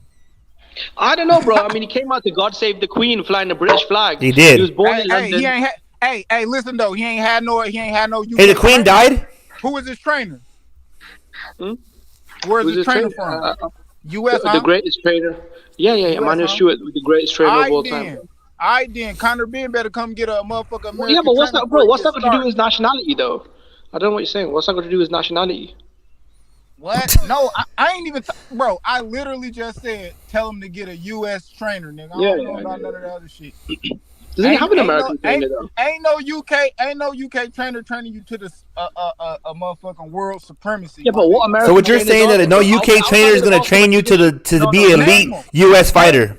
Name them. Outside of the welterweight division, name me one top American that's dominating the division. It's not heavyweight or cruiserweight. Name the UK trainer. Name the UK trainer that's smashing all these American trainers when they go head to head. I don't know them. I mean, I don't know. In America, what divisions outside of welterweight? What divisions? From the UK doing their thing. No, but I'm saying, but where's the success though in America? Outside of the welterweight division, if you look at heavyweight, cruiserweight, light heavyweight, middleweight, super lightweight. I mean, middleweight. I mean, what Americans are really, what divisions you guys have unlocked? Q the devil. What do you feel about that? What do you think? What are you talking about, bro? No, I'm saying as far as the American fighters, if you look at the heavyweights, the cruiserweights, the light heavyweights, the middleweights, super middleweights. You changing what we talking about? Okay, so what we talking about? I'm saying if the American trainers are so great, like that's what I'm saying. Like we were just talking about something else. Now you switching. Okay, so what we talking about? Who America's running the divisions? What divisions are they running though? I mean, outside of welterweight, which to be fair, you guys are running. That's it. Okay. So you saying we don't? Okay, that's cool. That's your opinion. That's cool. Okay. No. But if you look at heavyweight, the cruiserweight, light heavyweight, super middleweight. Okay. So you saying? All I know is that a Mexican is running all boxing. Okay. So you saying the UK got it? Is that what you trying to say? No, I'm not saying UK's. No, I'm not saying UK's got it. But heavyweight and cruiserweight, yeah, I'd say the UK's got it. They do. A middleweight. Who is Tyson Fury trainer? Is there about 1 million in it right now? Who is it? I don't know, bro. He changes the trainer every other day, bro. Go back to what I'm saying, bro. Like I said, Conor Ben, he want to go to the next level. Get a USA trainer, bro. Anybody. Yeah. If you from Cuba, if you from Puerto Rico, if you top notch from any of them, get you a US trainer, and you gonna go to the next fucking level. That's facts, bro. That's all I'm saying. I don't give a fuck who run it. We gonna run training. If you feel like you cold, you gotta stop. Bring your ass to USA. We gonna take you to the next level. Tyson, you know what I mean? Anybody. But even though you guys have got a lot of the top American, I mean, look, I agree with you. Outside of, I don't know, Adam Booth, Shane McGuigan, and maybe Ben Davison, there's not a lot of top trainers in the UK. I agree with you 100%. Rob McCracken, I don't rate him, bro. He's garbage, right? You don't like McCracken? Nah, Rob McCracken, I don't rate him, bro. He's Anthony Joshua. He's fucking garbage, bro. He's got that old school fucking stiff British style. I don't like that shit. Yeah. He's got that fucking style from the 80s, bro. No one uses that shit anymore. But no, America's obviously got much diverse. But a lot of those guys are old men, though. Now in America, I feel like there's not a lot of good young trainers, though, are there, Q? If you look at all the trainers, they're all old men. Yeah, I mean, shit. That's why shit. Right now, Robert everybody Garcia. that's why right now everybody got to take advantage of the older trainers who really got that knowledge or the lineage. You know, like Eddie Sugar Hill, Reynoso. like Sugar Hill, he got the lineage from Emmanuel Stewart. You know what I mean? So you know, once you get in trainers like that, it's just trying to absorb as much of that information you can get, because you got people that's just train you. That's cool, they train you, but you want a coach. You want somebody who's gonna teach you, you know, in that ring, you know, and you're gonna learn from a lot of past fighters. And you know, a lot of the time, some of these fighters, they don't really go that far back into boxing. You know, they really don't know shit past like 95. Some don't know shit or give a shit past Mayweather. You know what I mean? Jarish Smith. We run and we run fast too, brother. They don't catch us. Damn, that's a hating ass comment. Look at it. The only thing y'all running from ice. Wow. You know what I'm saying? That's how you feel. That's how you feel. Yeah, I feel like in America, I mean, you do have a good trainers, but I feel like what's going to happen, Q, though, when all these old guys kind of pass away? Because there's no young talent coming up to replace them. Yeah, shit. And the Beat the ones Garcia. Nah, man, it's not that good. He's all right. Yeah, in the UK, you've got several. We do have some good ones though. Mike, that guy that comes out of that Boots gym. You guys know what I'm talking about? The younger guy. I forget his name. He trained? Yeah, he's like the light bright dude. YSM interviews him all the time. I can't think of his name right now. But they got some younger trainers, bro. That's actually, you feel me? Actually, really invested into the shit that's coming up. It ain't that many though. You're right. Yeah, you know, shit. I think we gonna see, you know, cream of the crop gonna rise to the top.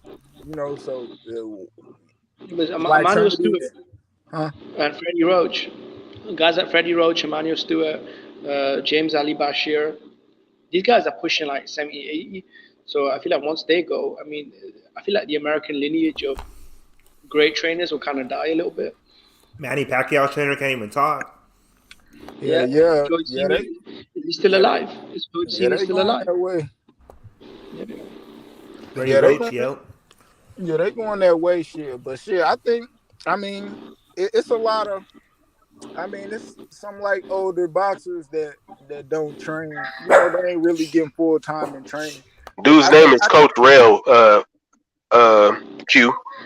Coach Rail. Yeah. He out of Boots gym. Oh, okay. Shit, I mean, I ain't really watch. I ain't gonna lie, I don't really watch a lot of interviews. Shit, but sometimes I do. Like, it just depends on what I come across. Shit, I usually just watch fights, nigga, you know, and then shit get on, you know, listen to niggas' videos and panels. You know, sometimes I see a video article on some shit, boxing scene or some shit like that. But you know, I check it. I don't really be like all the time like looking at a lot of people interviews. Shit, I don't know. A lot of niggas get extra biased when they get to meet certain people. They get biased for that person. You know what I mean? Now, oh no, this the one, just because he, you know what I mean? It's cool, but Christian Lamus, you know, he could be a trainer. No, I can't be no trainer. I ain't got enough patience. Shit. Jimmy. Yeah. You really gotta train these niggas up from when they're young. That's how you know that, and they got it. Shit, it's about shit. Really, like a lot of majority of people who like people claiming to be stars are gonna be the next one. Shit, these and they've been fighting since they was little as hell. Yeah, you know what I mean, getting trained for sure. You know that shit, like they've been doing it their whole life. You know, so when you hear, you know, people like Boots and other fighters, shit, Shakur, you know, these niggas been fighting since they fucking 7, 8, you know what I mean, younger than that. So when you see they where they at or whatever, that's why I don't say they overrated. You know what I mean? You know, like what they were saying about Boots or Sean Porter did. I don't think he overrated. You know, so. You know, sometimes the hype do go crazy, but shit, you know, everybody need a little hype. You know, hype sells. That shit is. That's what this shit about. I think with Sean Porter, I think what he was trying to say is he had to win multiple world titles before he was considered an elite fighter. But Boots is not really even for a top contender at welterweight, but everyone's already picking him to destroy all the top guys. So that's what made him feel a little uncomfortable. I think Sean meant what the fuck he said, and he reiterated it. He's like, I meant what I said. So exactly what he said, that's what I take. He meant it. He overhyped. That's what Sean believed. Me, I just believe that they need to just calm down a little bit. Just a little. You feel me? When I see videos about Bud Crawford ducking Boots, I'm not. I mean, ain't nobody ducking Boots. Nah, I think like the only thing fucked up about the hype is that it don't go nowhere. It'll be different if you hype something up to a fight that's gonna happen. You know, if the hype could make a fight, then shit, a lot of fights would be happening. Yeah, 100%. I agree with you right there. Yeah, that shit don't even make fights. Sometimes it's just like, damn, more hype. You know what makes fights, and I can't keep saying it, bro. But the hype, yeah, but the dollar bill, bro, that's it, brother. And sometimes that don't even work. Shit, but you gotta turn that shit to a dollar bill. That's why you make. No, I get it. Yeah, you make that shit happen now. Like you gotta remember, like a lot of fighters, they fighting somebody, and bro, literally 2-3 weeks a month, they announcing the next fight. Like and it's a champion. It's the next guy. Like people be knowing that shit. That's why like with Spence, if that shit ain't made with Crawford like damn near immediately, if you ain't, you know what I mean, step out the hospital, go to the house, and you over here trying to make business with this next fight, bro, you bullshitting. You know what's crazy about that Spence Bud fight, man? It's almost like, man, I mean, like I said, I don't even know, bro. I'm done with it almost, because that shit ain't. I don't even know if that shit's gonna ever happen, or it might happen when these motherfuckers are already old and they're like, fuck, let's get one last bag. You know what I mean? Like Khan Brook. Yeah, exactly, bro. Like, and it's gonna be like, fuck, man. I mean, that's where I feel it's going, but nah, this shit can't be like that. I ain't gonna lie, that shit can't be like that. I ain't gonna lie, man. Shit, it can't be like that for the simple fact, bro. It better not. If we just going off, people love to talk these numbers and shit, bro. Yeah. And I ain't even trying to make it about numbers. But if they want to say the fight won't happen because of this number, this person won't this or this person won't that, bro. I done seen what both of y'all get. Yeah. So make the fight off what the fuck y'all get in pay-per-views is pay-per-views. Y'all gonna split that shit anyway. But you talking about guarantees? Nigga, I done seen y'all, man, them guarantees, man. They can make the fight in less than $12 million. Like guarantee both of these niggas like $5 million. It's just too many people, bro. There's too many hands in the pie, bro. There's too many hands in it. Man, it ain't no hands in that. Even if it is hands in that bitch, what? No, man, what?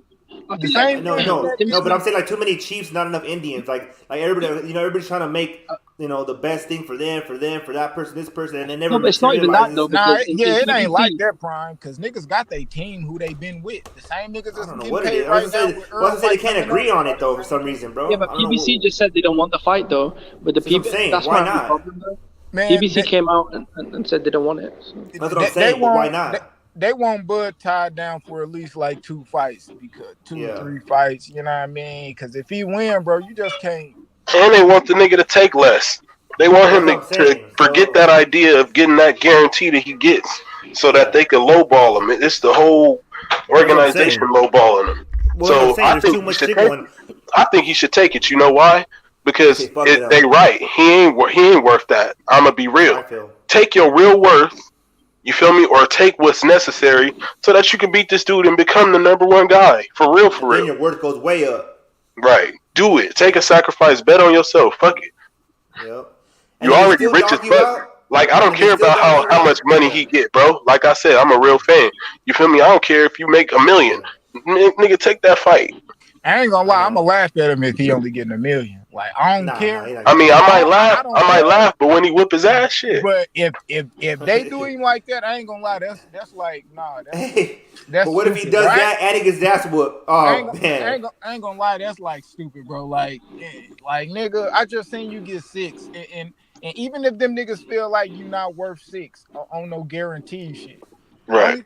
Only thing I do is how much did my last fight make in total. Yeah. Nigga, give me that, motherfucker. That's God, I a don't good give one a fuck too. what you talking about. If you say I got overpaid, okay, just give me what's the total sum that my shit generated, and then we gonna go off that. Because if you feel like I didn't sell, okay, I ain't sell. You don't feel like this person ain't making a profit, nigga. Give me what I generated. Take like 30% off, nigga, and guarantee me that, bro. What you mean? I'm really getting paid 4 and 3 million on regular TV, bro. You're not about to put me on pay-per-view for $1 million. That's retarded, bro. I ain't gonna lie. I want the best, but nigga, that's I was just being funny with that number, but still, we in the same spot. Like, bro, just take the lesser money, whatever the fuck, and make the fight happen. I don't give a fuck how much he get paid or Spence get paid. They millionaires, bro, on top of millionaires, bro. We'll never. You feel me? I don't care. Shit, man, he's Go get gonna that get some backing on that, 700,000, though. and that's it. Make that shit. I don't think PBC wants that fight because they probably know that the event will probably break even, maybe, and they just feel like they've built up a star on Spence over the last several years. And if he loses to Crawford, I mean, getting a couple of fights out of Crawford, it's not going to do much for them. That's what I feel. Bro, you got to be more optimistic, man. You can't just be like... For real, they got Tank. They got other fighters, bro. I don't care, bro. The show got to go on. If Spence not the guy, you're not the guy. It's not about being optimistic though, because with me, if someone tells me who they are, I believe them. When Tim Smith came out after 4 years of not making the fight and told me, "Yeah, we're not making the fight, and we're not gonna make the fight," I said, "Cool, bro, I believe you." Hey Jimmy. So is it about? So it's about putting on the front. It's about frauding. It's about acting like I'm the best, but I'm not gonna fight the person that's really gonna make me the best. I just front like I'm the best. It's a show. The numbers go up. Around the nigga that will make me the best. Because that's the only thing it really is. You either want to be a promotional company out here front for motherfuckers like you got the best fighter, or you gonna prove to me that you got the best fighter by beating the motherfucker. Right. Don't be out here faking like, nah, he the best. He don't gotta fight him to prove he the best. Woo, woo, woo. Like. And at the end of the day, like that's like the same shit they trying to do for Tank. Like, he the best, but they putting the money a little border, like try to make he like, no, nigga. I think, like, personally, he probably could be the best, but shit, you ain't about to sit there and tell me that and make me believe it. Like, you ain't. I don't know, but Tank, I mean, he fucking leveled fucking Cruz, bro. He fucking leveled Cruz. He fucking leveled fucking Barrios. I mean, I know not the about to start telling us about all these fucking fights that we didn't ask for. Yeah. Hey, nah, see, Cushion, this the thing, and this why I don't give a fuck about what fans say. Because just like that, niggas asking for an Eastside Cruz rematch. First he won shit. Right. Now that he is shit, fight him again. You feel me? Same niggas want the rematch. Right. Fuck, I don't care what these fans be saying, bro. I got my own opinion. Them niggas don't give a fuck what them niggas talking about, bro. Like, come on, man. But that'd be a good little fight again, though, shit. You can't be out here talking like he ain't shit, but then mad at him because he said, you see, he didn't say he'll take the rematch. He said no. Like, get that. Like, bro, you didn't even want him to fight this guy in the first place. Why are you pushing for a rematch? Now we probably gonna get the rematch because he on the undercard fighting Gamboa. Hey, my bad, Q. I'm gonna let y'all know something real quick, man. We got our special guest coming to the panel right now. His name Shamar Canal from Devin Haney Promotions. Hey, so I'm gonna let him in. I'm gonna let y'all conduct the interview. So when I let him in, y'all can do the interview with him. You know what I'm saying? I'm gonna be backstage. All right. But yeah, Jimmy. Go ahead, man. What was you saying, Q? Until you jump on. Oh shit. Damn. What the fuck was I saying? Yeah, I just think they friend, bro. You can't be out here talking about shit. Tank and don't fight nobody. Eastside Cruz a bum, but he give him a fight better than you think he was gonna give him, and then you want to see a fucking rematch. How do a rematch make sense if you never wanted to see this guy? Like these fans don't be knowing shit. That man, I don't go by what you niggas be talking about, bro. I don't give a fuck if he fight Eastside Cruz again. He beat him, bro. He can't, like, come on.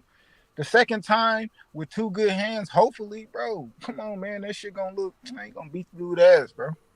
Oh man, he especially about to fight Rolly, and if that shit like a quick turnaround, Like if it's already lined up like that, like I can fight him, and within the next 120 days, I'm gonna fight this guy.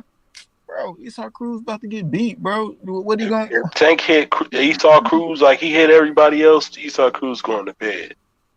Man, Esau He Cruz. couldn't hit him though. That was the problem. You crazy? You think that Tank can't touch that boy? You crazy? Broken hand in the fight, and he still Crazy. won. Tank He can't touch that man. was able to win the before the fight. fight, or did he break it during the fight?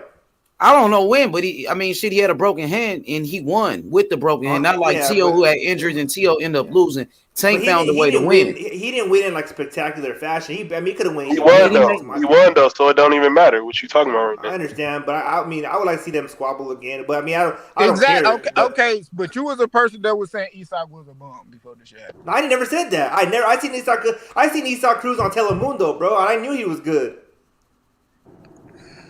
So I watch the Mexican fighters on these little Mexican channels that. So you thought he was gonna win?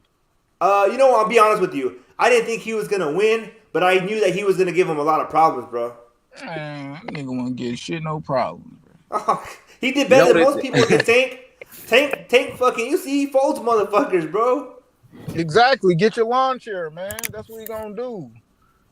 What's good, man? We got the champ, man. Shamar Canal. What's good? Devin Haney Promotions in the building. How you feeling, champ? Feeling good. How you feeling, H Money? How y'all doing, panel? Man, we good, bro. We good, bro. Welcome, man. What's good? Shamar Canal, Devin Haney Promotions. What's good, man? I see you got a fight coming up, brother. March 10th. March 12th. March 10th is the meet and greet. Is March 12th or the 10th? March 12th. March 10th is the meet and greet. Okay, where you gonna be fighting at? Shreveport, Louisiana. Shreveport? Yeah. Damn, I know where Shreveport at. They got them casinos and shit down that way. Yeah. Yeah. Is that where you gonna be fighting at? Where you gonna be fighting at down there? I got the location. I think it's at a casino though. Oh, see, I used to fuck with the Horseshoe up there on the little, but yeah, I go crazy on them dice at the Horseshoe. Yeah, that's a nice little spot though. Shreveport, yeah. So it's only a couple of weeks away, right, Shamar? It'll be 17 days away. For real, this your second pro fight, man. How does it feel going into your second fight as a professional? It feels great. I've been itching to get back in the ring. Last time I fought was July 2021. I've been working, I've been grinding, I've been having minor setbacks through fights. I'm just ready to put on the show. Yo, Shamar, this is Kush, bro. I heard your name rumbling a few times, bro, but I don't know too much about you yet. Where can I find your fight? Like, what network you gonna be fighting on? Or how can I find your shit? Right now, we still waiting on the live stream link to drop so I can post about it. But right now, I know for sure it's gonna be on Fight TV. Okay. I'm sure we gonna be able to find it. H will let me know. And what weight division you fight at, bro? Feather 126. Okay. 126. Oh yeah, you need to run that division. It ain't too deep over there. You know what I mean? Hey, Shamar, I thought this fight was gonna be at 130. This one is at 130, but you know when the title fights come, I'm gonna be at 126. Okay, so this just for this fight, you going to 130, but you still gonna be at 126.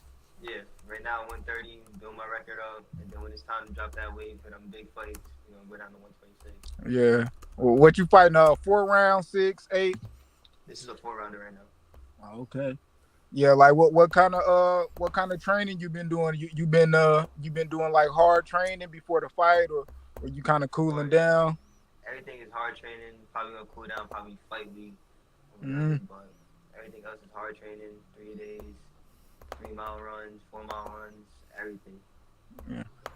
Hey, what's your favorite thing? Go. In your opinion, what do you think that you should focus more on? Is it actually like the hard training, or like the cardio and the endurance? I mean, cardio is gonna come with it. Boxing is one of the toughest workouts, so cardio is gonna come with it. So basically, me training, I'm working on getting stronger. Okay. Yeah. What's your favorite thing to do in training? What's your favorite thing you like doing as far as like fighting, and then like when it's not fighting based? Like what's like your thing you like doing? When it's not fighting, I like learn new things. So when it's time to fight, I can apply those things to improve my game. Yeah. So you just got like the power. I heard H say you got some power. You saying you drop the guy in the body to the stomach. Is that like is power something you worked on, or you just had it naturally and you just building on it? I mean, growing up as a kid, I was always naturally heavy-handed, but now I'm doing the strength and conditioning. I'm building into my man strength now. There you go. I'm working on it, working on my power, getting stronger every day. Yeah. How old are you now? I just turned 19.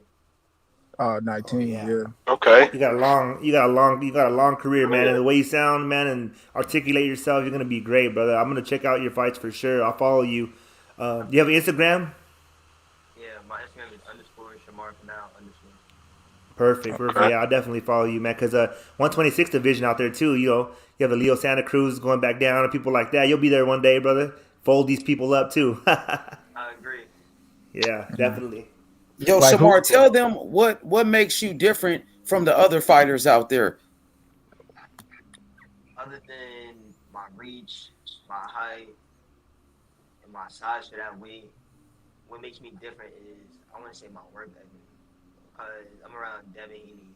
The way he works is different. And, you know, Dev, he got work ethic from Floyd.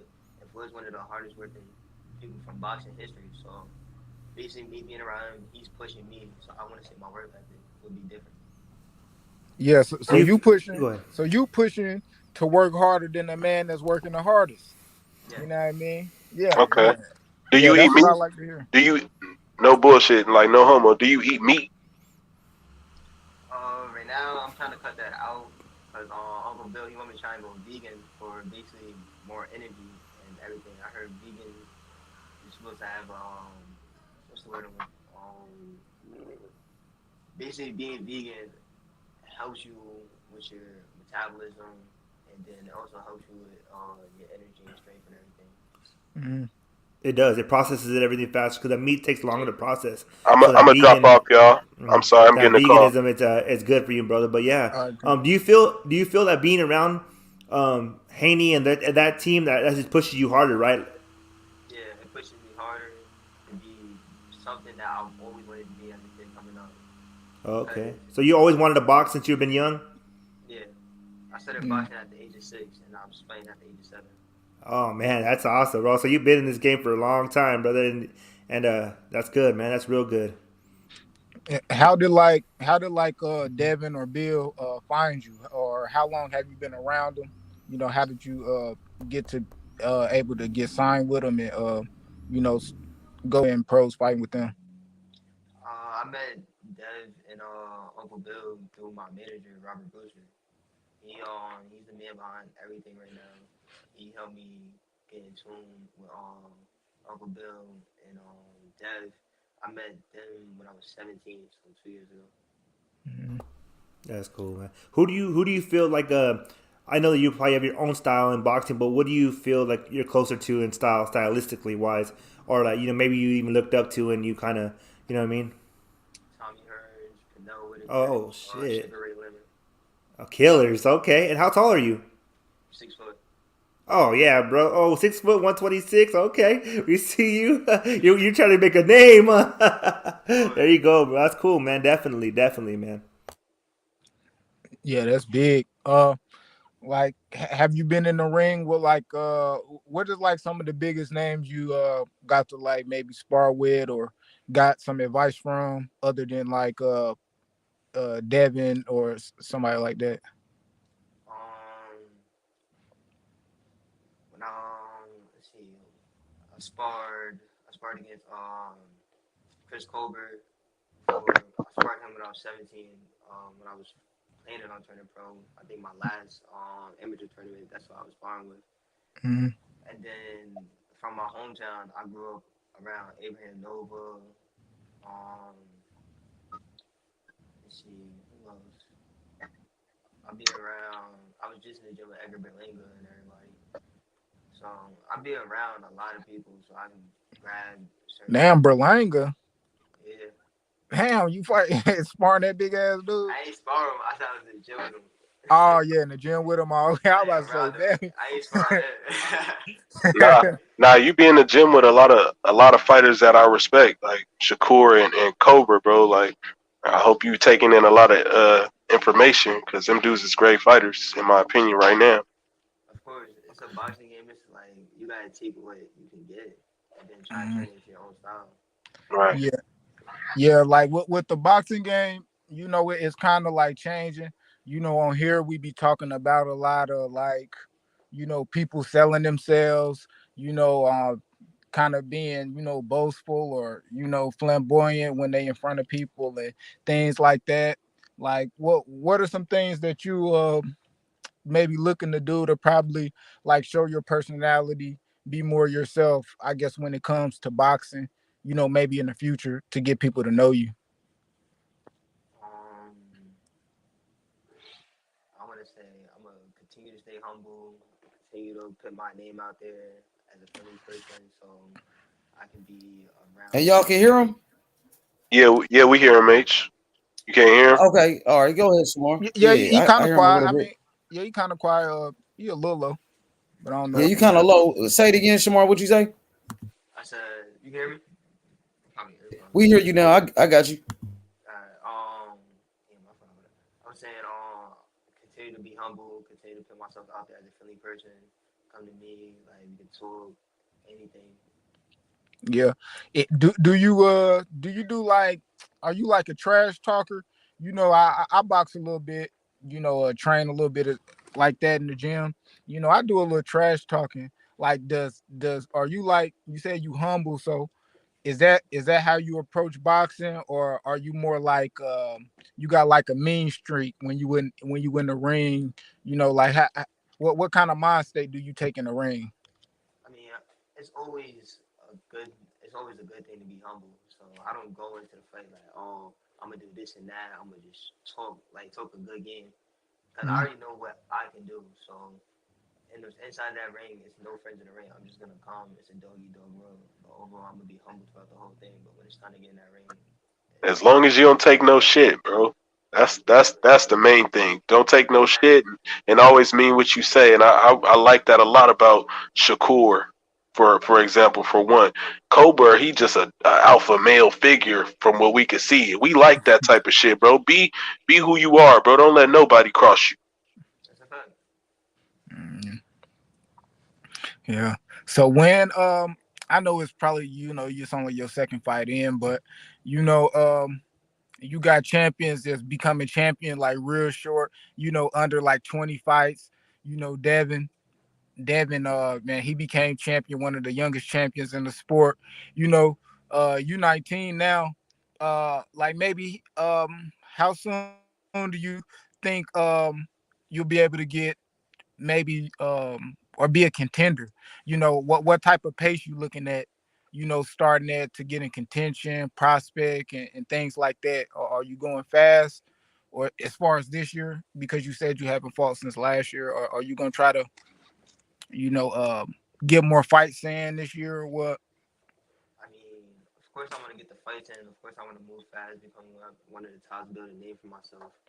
Like last year, I had 5 minor setbacks, but it's 2022. It's a new year. I'm gonna continue to stick with my team, and we're gonna see how it goes. Mm, yeah. So so you in there in your first fight, how did that fight end? Did decision, knockout, or Uh, how was it? Not even how was the fight? Your first pro fight. How did you like it? I loved it because, as I said, I was fighting since I was 6, so it was like going from an amateur to a pro. It was like, all right, now it's really time. Take off the trainer wheels. It's time to move on. But the first fight, that ended in a first round knockout, a minute and 9 seconds in. Damn. Can I find that anywhere? Was that? Yeah, it's on H Money channel. Oh, H gonna have to Oh, see. yeah, You gonna yeah. I have to put it post on me my a link. channel. Yeah, You know you yeah. I gonna have put it to on my show me that. channel. I ain't see it, bro. Yep, I put all his fights out there. Matter of fact, it was I think it's on my first channel, my main channel, when he got the knockout. You know, Yeah, shit. He said first round. What you said? First 45 seconds. Minute 9, body shot. Hell yeah, you could put the whole fight on in a short clip. Okay, I got think I it. did though. How I think you I did think? put the whole How you fight out think this there. fight gonna go? Because I like fighters who can actually, you feel me, predict what the Body fuck shot. they gonna do. I like that. You feel me? What you think? How you think this fight goes? I'm predicting another knockout. The stuff I've been working on for this camp, I'm a whole different fighter from last year. So, Yeah. Okay, so dude in trouble then. All right. of course, Who would you say like that your style is like the closest to? As far as like in present and past. from the past, I feel like my style is more compared to Tommy Hearns. And present, I want to say we can do Terrence Crawford because I'm ambidextrous just like him, and I Now, like to all apply you can pressure. switch? Yeah, Yeah. So you knocking people out with the left too. if it comes down to it. Oh shit. Okay. Okay. Oh shit.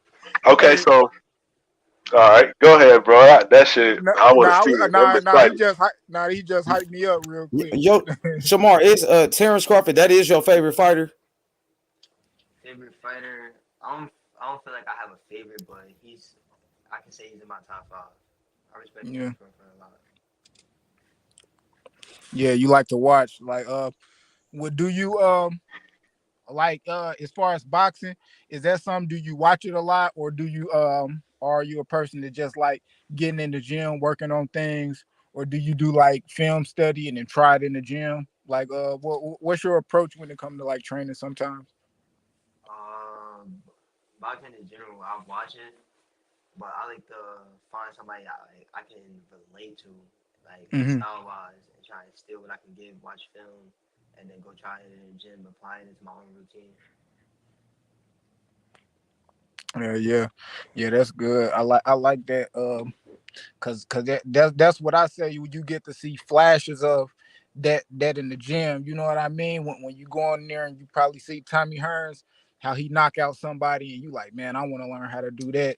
And then you get a knockout just like how you know what I mean? How you was Yeah, practicing seeing him do it. And that's when we see those little flashes of, the throwback fighters. Cause I know that's something I always look for. You know, Tommy Hearns, he was one of my favorite fighters too.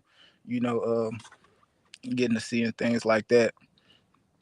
So I'm gonna be tuning in, man, from every fight in from here on out. Like, do you have any merch or anything like that you sell? merch. I just took the link on my bio. I'm gonna add the link back in the bio. It's on the millions.co page. I got shirts. I got hoodies out right now. Okay, for sure.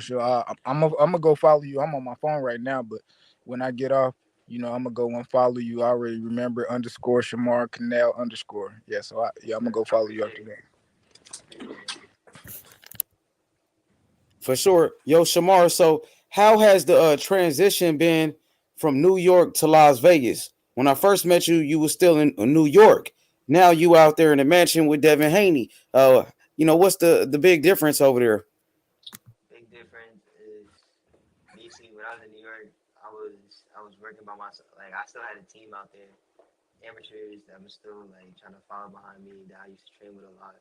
So coming out here, now it's like I got Dev with me, I got Amari with me, I got the whole DHP camp with me. So it's a good transition because everybody's pushing me to be like Dev. Yeah. So now that you training now, are you were you doing like 2 a days, 3 a days right now still? Doing 3 days still. Hmm. And you always when you training, I know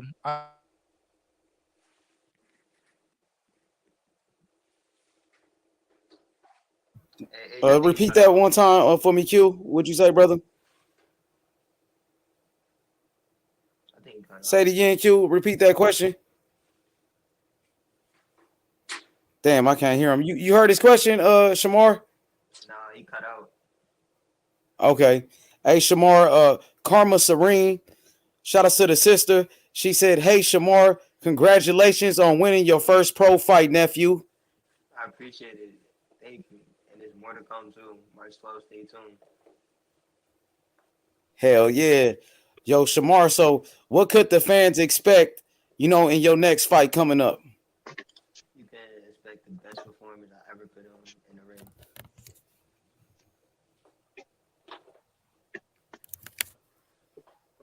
I can't hear Hell him. yeah.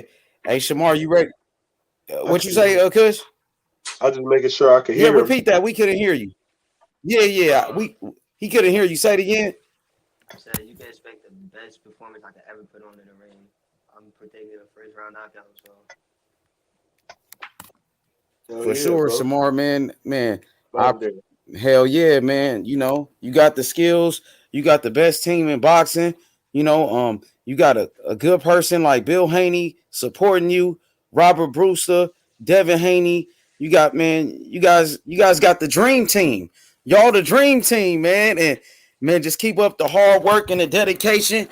And man, to keep getting those knockouts, man. You know what I mean? Just take your time and be patient. Don't even rush anything, man. Just keep doing what you're doing. You hear me? Just keep doing what you're doing, Shamar. Of course, I appreciate it. Hell yeah, you up next. You up next, nigga. You hear me? Hey, Shamar, so you got a new nickname, I see. They call you the boss now? You not going by the highlight reel no more? I mean, it's always going to be a highlight reel. It's always a movie waiting to be made, but I'm going to go back to the native name, Boss, right now. So, how did you get this new nickname, the boss? Who gave you that name? Or you always had it? The Boss, I always had the name since I was 6. Coming up, I'm basically the only boy out of the family. I got older sisters, so my dad was like, "You the boss," and I just stuck with it through football, all the sports I did. For sure. Hey, I know you had a couple of nicknames. First, they was calling you the Boy Wonder, and then they start calling you the Highlight Reel. Now you going by Boss. You going by the Boss, and Bill Haney like to call you the Freak. You know what I mean? So, goddamn, you got a bunch of nicknames. Yeah, but I think I'm gonna stick with the Boss the more because I'm the boss in the ring. I control everything. Oh, you like that one better right now? My bad, H. Hey, I gotta hop off. Hey, no, you good. Go ahead. Go ahead, nice meeting you, fam, bro. It was good to ask you a couple of questions, bro. I look forward to checking your shit out. All right, thank you. I'm gonna drop off. I gotta check on this baby. All right, y'all. All right, Kush. I'm gonna holler at you.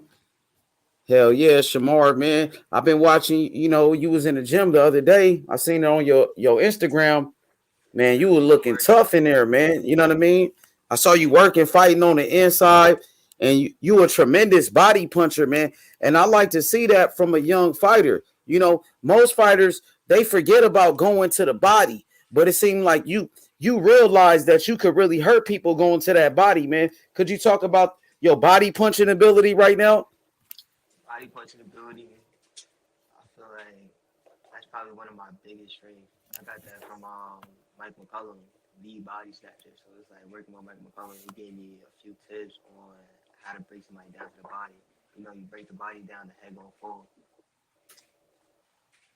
Hell yeah. And Mike McCullum is a legend. Like you said, the body snatcher, Mike McCullum. And how is it, being in the gym, learning from a Hall of Famer like Mike McCullum? Learning from him because he was also a world champ. So it's like I'm getting all the advice that I can get, turn it into my own little style, and then everything else can fall into place. If I'm getting stuff in the grades and it was working back then, and I'm also getting now that work and it's working now, just imagine how everything's gonna fall into place in my own style. Exactly. If you keep doing what you're doing, like, when you turn like 24, 25, you know what I mean? It's gonna be a problem for anybody that get in the ring with you, bro. Like with your size at 6 foot, with your skills, you could be a nightmare for anybody at 130 pounds, man.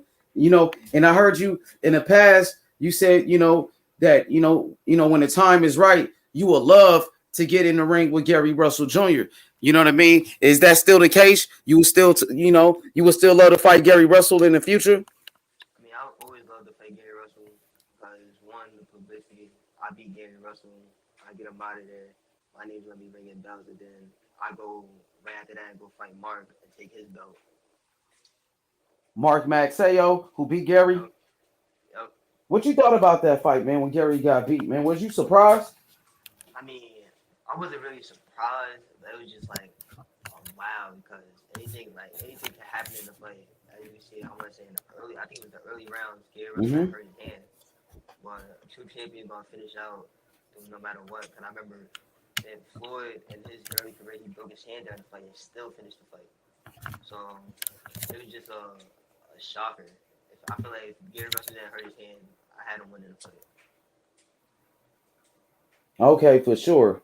For sure. Is there like anybody else in the future that you would like to fight? I know you said Gary Russell. You said Mark Maxayo after Gary. Is it anybody else that you got on your hit list in the future? 126 pounds. I want to probably go get Leigh Wood or Leo Santa Cruz for that WBA belt. Yeah, those are some good fights right there. What about?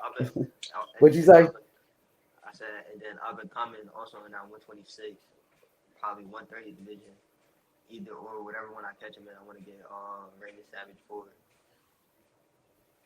Oh, Ray Savage. Dang. Wow. Damn. I heard he had a close fight. His last fight, I heard somebody said like they felt like he really lost that fight. Did you see it? And what did you think? I mean, I seen a fight. I feel like he got outworked, but I feel like he controlled the pace. It was up in the air. I feel like the fight should have, like on the decision on the scorecard, I feel like it should have been closer than what it was. Okay, yeah, he's a good fighter too. Southpaw, believe he's from New Jersey. New Jersey, man, he's a good fighter. You know what I mean? And he's with DAZN. He's with Eddie Hearn. So I know, of course, Devin Haney Promotions. Y'all work with Eddie Hearn. That'll be a good fight in the future. You know what I mean? As long as he keep winning. You know what I mean? Yeah. He just got to keep winning. What about a potential showdown in the future, right? With you and Chris Colbert. I know that you and Chris Colbert are cool. You've been in the gym with him. You said you sparred him before? Yeah, I sparred him when I was 17. I told you for last time. Okay, when you were 17. Is that a fight like you would be interested in the future, or you look at him like, that's my boy, that's my friend, and you know what I mean? Your relationship, probably, won't allow this type of fight to happen. Do you think that fight can happen in the future? Would you look into that fight? I mean, in his boxing business, it is what it is. Of course, I still got love for him. Hold on, I can't hear you. What you say, bro? You hear me? Yeah, I can hear you. You can hear him, Q? I Q, can't hear what you just said. Yeah, I can hear you. Yeah. Okay.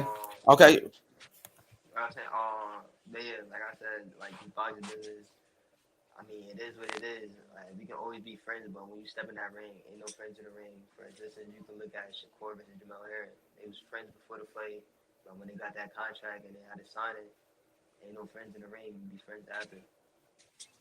Ain't no hard. Yeah, for sure. Don't even be friends with them, bro. Don't be friends with nobody.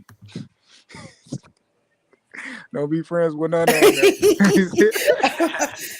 Don't be friends with none of them. I like that though. You never know. You never know. You know what I mean? You mess around and be champion, then they get a belt. And then what? How you gonna be undisputed? Nah, I'm gonna be undisputed. Look, he said, "I'm gonna be undisputed." Look. Yeah. Okay, we got a good fight right here, my brother Puro. He said, "What about a future fight with Neverente? What you think about that fight with Emmanuel Neverente?" He's still one of the top names in that brand. When I'm coming up, I'm not just at those moments. If it comes down to that, I will fight him. Yeah, he good. But what about? I think he a good one. But what about Rose B. Ramiro, the guy that beat Shakur in the Olympics? What about him? I know he. BC Ramirez. Yeah, Ramirez. Yeah. He's a tough fighter. I like that fight. Yeah, I like that one. Yeah. So Shamar, it's free smoke with you. Like it's free smoke. You'll fight anybody, right? Anybody. it's hunting season. I'm not the duck. That's what I like to hear, man. Hell yeah, Shamar, man. So, hey, man, we looking forward to your fight March 10th, right? Or the 12th? 12. March 10th is the meet and greet. Okay, because on the flyer it said the 10th, man. So it kind of confused me. Because I got the flyer, it said the 10th on it. I'm going to say it's 2 flyers. The first March 10th flyer says the meet and greet at the church where you come meet me and Oh, okay. So it's March 12th. Yeah, let's go. The meet and greet gonna be in Shreveport too? Yeah. Oh, so you're gonna be down there a couple days before? Yeah. So everybody gonna show up, right? Devin gonna be there. Bill Haney, Robert Brewster, the whole Devin Haney promotions. Hell yeah, man. Hey, I'm excited for your next fight. Let's go, man. It's the return of the highlight reel. March 12th, Shamar Canal. Let's go. New York City. Let's get it. Let's go, Mark. Yes, sir. Get that man this 15 minutes of fame.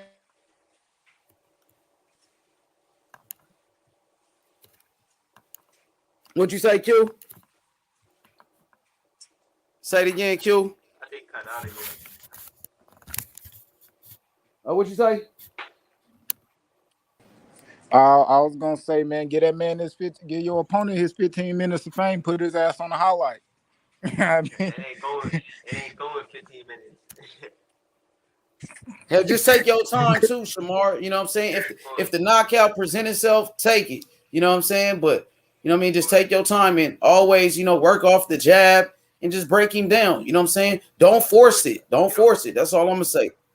Of course, you can't go out there and pull a TFemo. You can't do that. Yeah. Oh shit. Yeah. But you said Mike McCullum. He trained you. Yeah. When Death fought Gamboa, we had Mike McCullum in the camp, and I took as much knowledge as I can from him. Man, you gotta get that inside fight knowledge that man had. Like him and James Toney, that's one of my favorite fights to watch. That ended in a draw, man. Mike McCullum, that shit, man, he amazing inside fighter. And I see Devin got a little mic in him too. When he in the inside, in the pocket fighting. But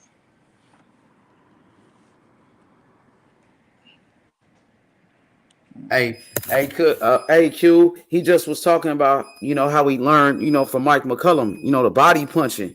He's been knocking people out to the body with body shots. Yeah. He was saying how he learned that from Mike McCullum, the body snatcher. You feel me? Body snatcher, yeah.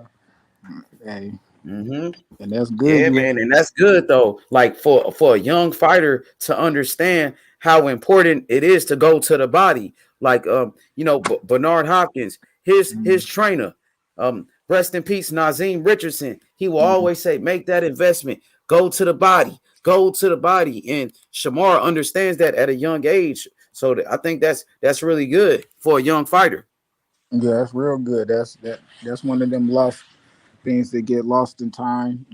A lot of head hunting, a lot of trying to be too flashy and pop shot. The body really going to the body really a lot started in there. So when you see a young guy that's actually out there doing that, and getting people out of there, you got to respect it. Shamar, he sounds like a sponge out here, just soaking up everything he can.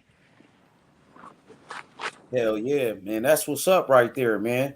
So Shamar, man, we looking forward to your fight coming up. And man, we gonna stay in touch for sure. So, man, we gonna bring you back. Hopefully, we bring you back very soon, my brother. And yeah, man, just keep doing what you're doing. Keep getting those knockouts, man.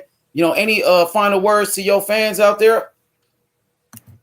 Tell them where they can find you at and everything, man. Follow me on Instagram at _Shamar Canal_.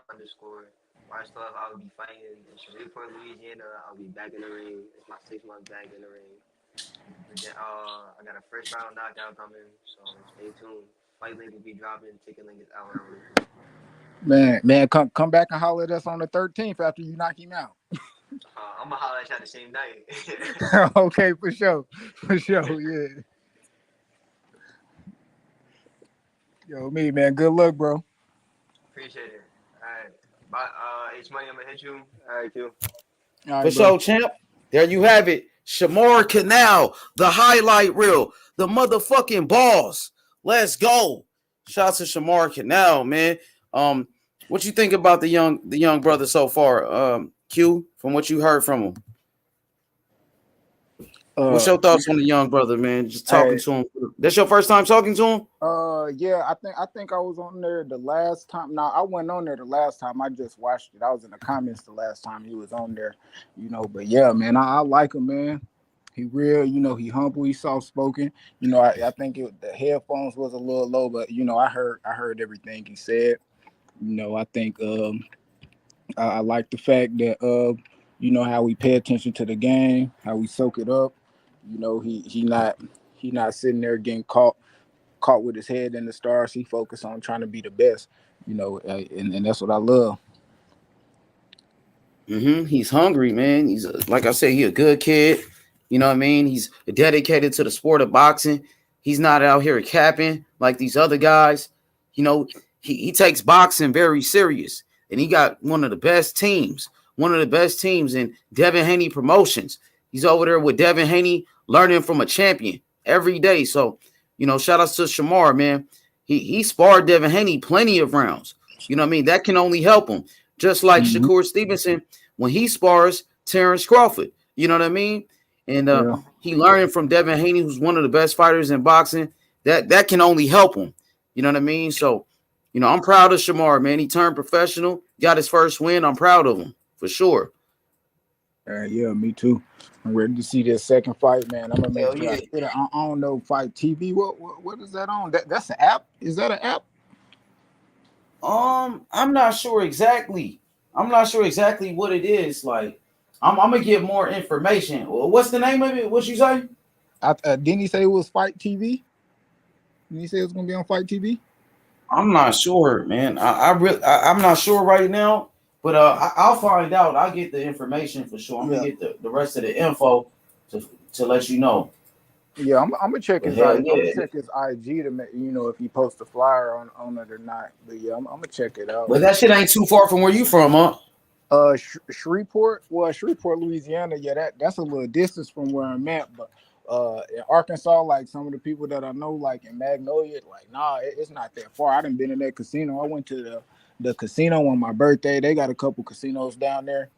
So he said he was gonna be fighting at one of them. And they pretty nice size, so they gonna be able to fit some people in there. I think it's gonna be some nice foot traffic because people always at the casino. So yeah, I think that's a real good look for him fighting in Shreveport, bro. A nice versatile demographic. You're gonna get white people in there, black people, Hispanics. You're gonna get all sort of demographics in there. Hell yeah. Hey, AQ, you see that link I put in the private chat right there? Yeah, I see it. All right, so we gonna end this video and I'm gonna start a new live. I'm finna start the new live. Join that join the StreamYard. I'm gonna add you. I'm gonna start the show with you. You just start cooking, and then I'm gonna send everybody from this video over there. So I'm gonna start dropping a link. So you just leave this join that one, and I'm gonna be in there with you like in 5 minutes. I'm dropping a YouTube link. We about to end this live, and we gonna start a new one. You know what I'm saying? We just finished the interview with Shamar Canal. Shout out to Shamar Canal from Devin Haney Promotions. Devin Haney's fighter, future world champion. You know what I'm saying? And now we about to start the usual live that we do every night. You know what I'm saying? So join that one. Y'all hit the link. Join that StreamYard, Q, and I'm gonna be in there with you. What up, Danny? Danny, hit the YouTube link. We about to go live over there. We gonna start the new video off. All right, I see you, Q. I'm about to add you. Just start cooking. Hey, Q, I'm finna start it right now. Hey, Q, I'm finna start it right now. Take over, and then I'm gonna join you. I'm gonna send everybody over there. What's good? Yo, Danny the Great, hit the link. I just started the live. Everybody hit the link right here. This is the new video, right? Y'all, I'm about to end this live. Y'all go over there. There go the YouTube link. Danny, go over there with Q, Danny. Hit the link, y'all. Kush. Okay, we got my boy Kush over there. Kush in the building. You know what I'm saying? Let's go. Rodney Evans, hit the link. Hit the YouTube link. I'm about to end this video. Anna Lee, hit the YouTube link. Go over there with Q to God. I'm about to end this live. Here go the YouTube link right here. Make sure it's working. Y'all tell me if it's working. Y'all go over there, man. 27 people still in here. I'm about to end this live stream. We just started the new video. There go the YouTube link. Where y'all at? I'm about to end it. 27 people still in here. Y'all got to hit this link because I'm about to end this video. Anna Lee, hit the link, Anna. Okay, Rodney Evans in there. Anna, I'm about to end this. Go over there. Anna, hit this link. Hit the link right here. All right. Shout out to everybody. You know what I'm saying? 24 people still in here. I need everybody to hit this YouTube link. We starting a new video. All right. KK, I'm going. Okay, Anna, I'm going to be in there. I'm going to be over there with you. What's good, Rodney? What's good? Shout out to my boy Q. What's good? Great interview with Shamar Canal, future world champion. Future champion, Shamar Canal, Devin Haney Promotions. Let's go. Drop the link. Okay, Rodney Evans, I'm finna drop the link for you in a new video. Shamar Canal makes his return back to the ring. I can't wait, man. I can't wait. Shamar Canal, the highlight reel. Future world champion. He's an animal. He's a beast. 20 people still up in here. Like I told y'all, I'm about to end this live stream. Go to the new live video. This is the YouTube link. All you got to do is hit this link and we live over there. Y'all missing the action. We still got 20 people right here. 19. All 19 people need to hit this fucking link right here because that's where we live at. What's good? Salute, salute, salute. Everybody hit the fucking link, man. I'm about to end this live stream. Shout out to Shamar Canal. That kid is a beast. He's a monster. I'm about to end it. 19 people still up in here. And I told y'all, all 19 people, just hit the YouTube link. I got the new video. We already live. 19. Everybody, look in the chat. Look in the comment section. Hit the YouTube link. We got the new video coming out right now. Devin Haney versus George Kambosos. Let's talk about it. Let's talk about it. Let's go. There go the link.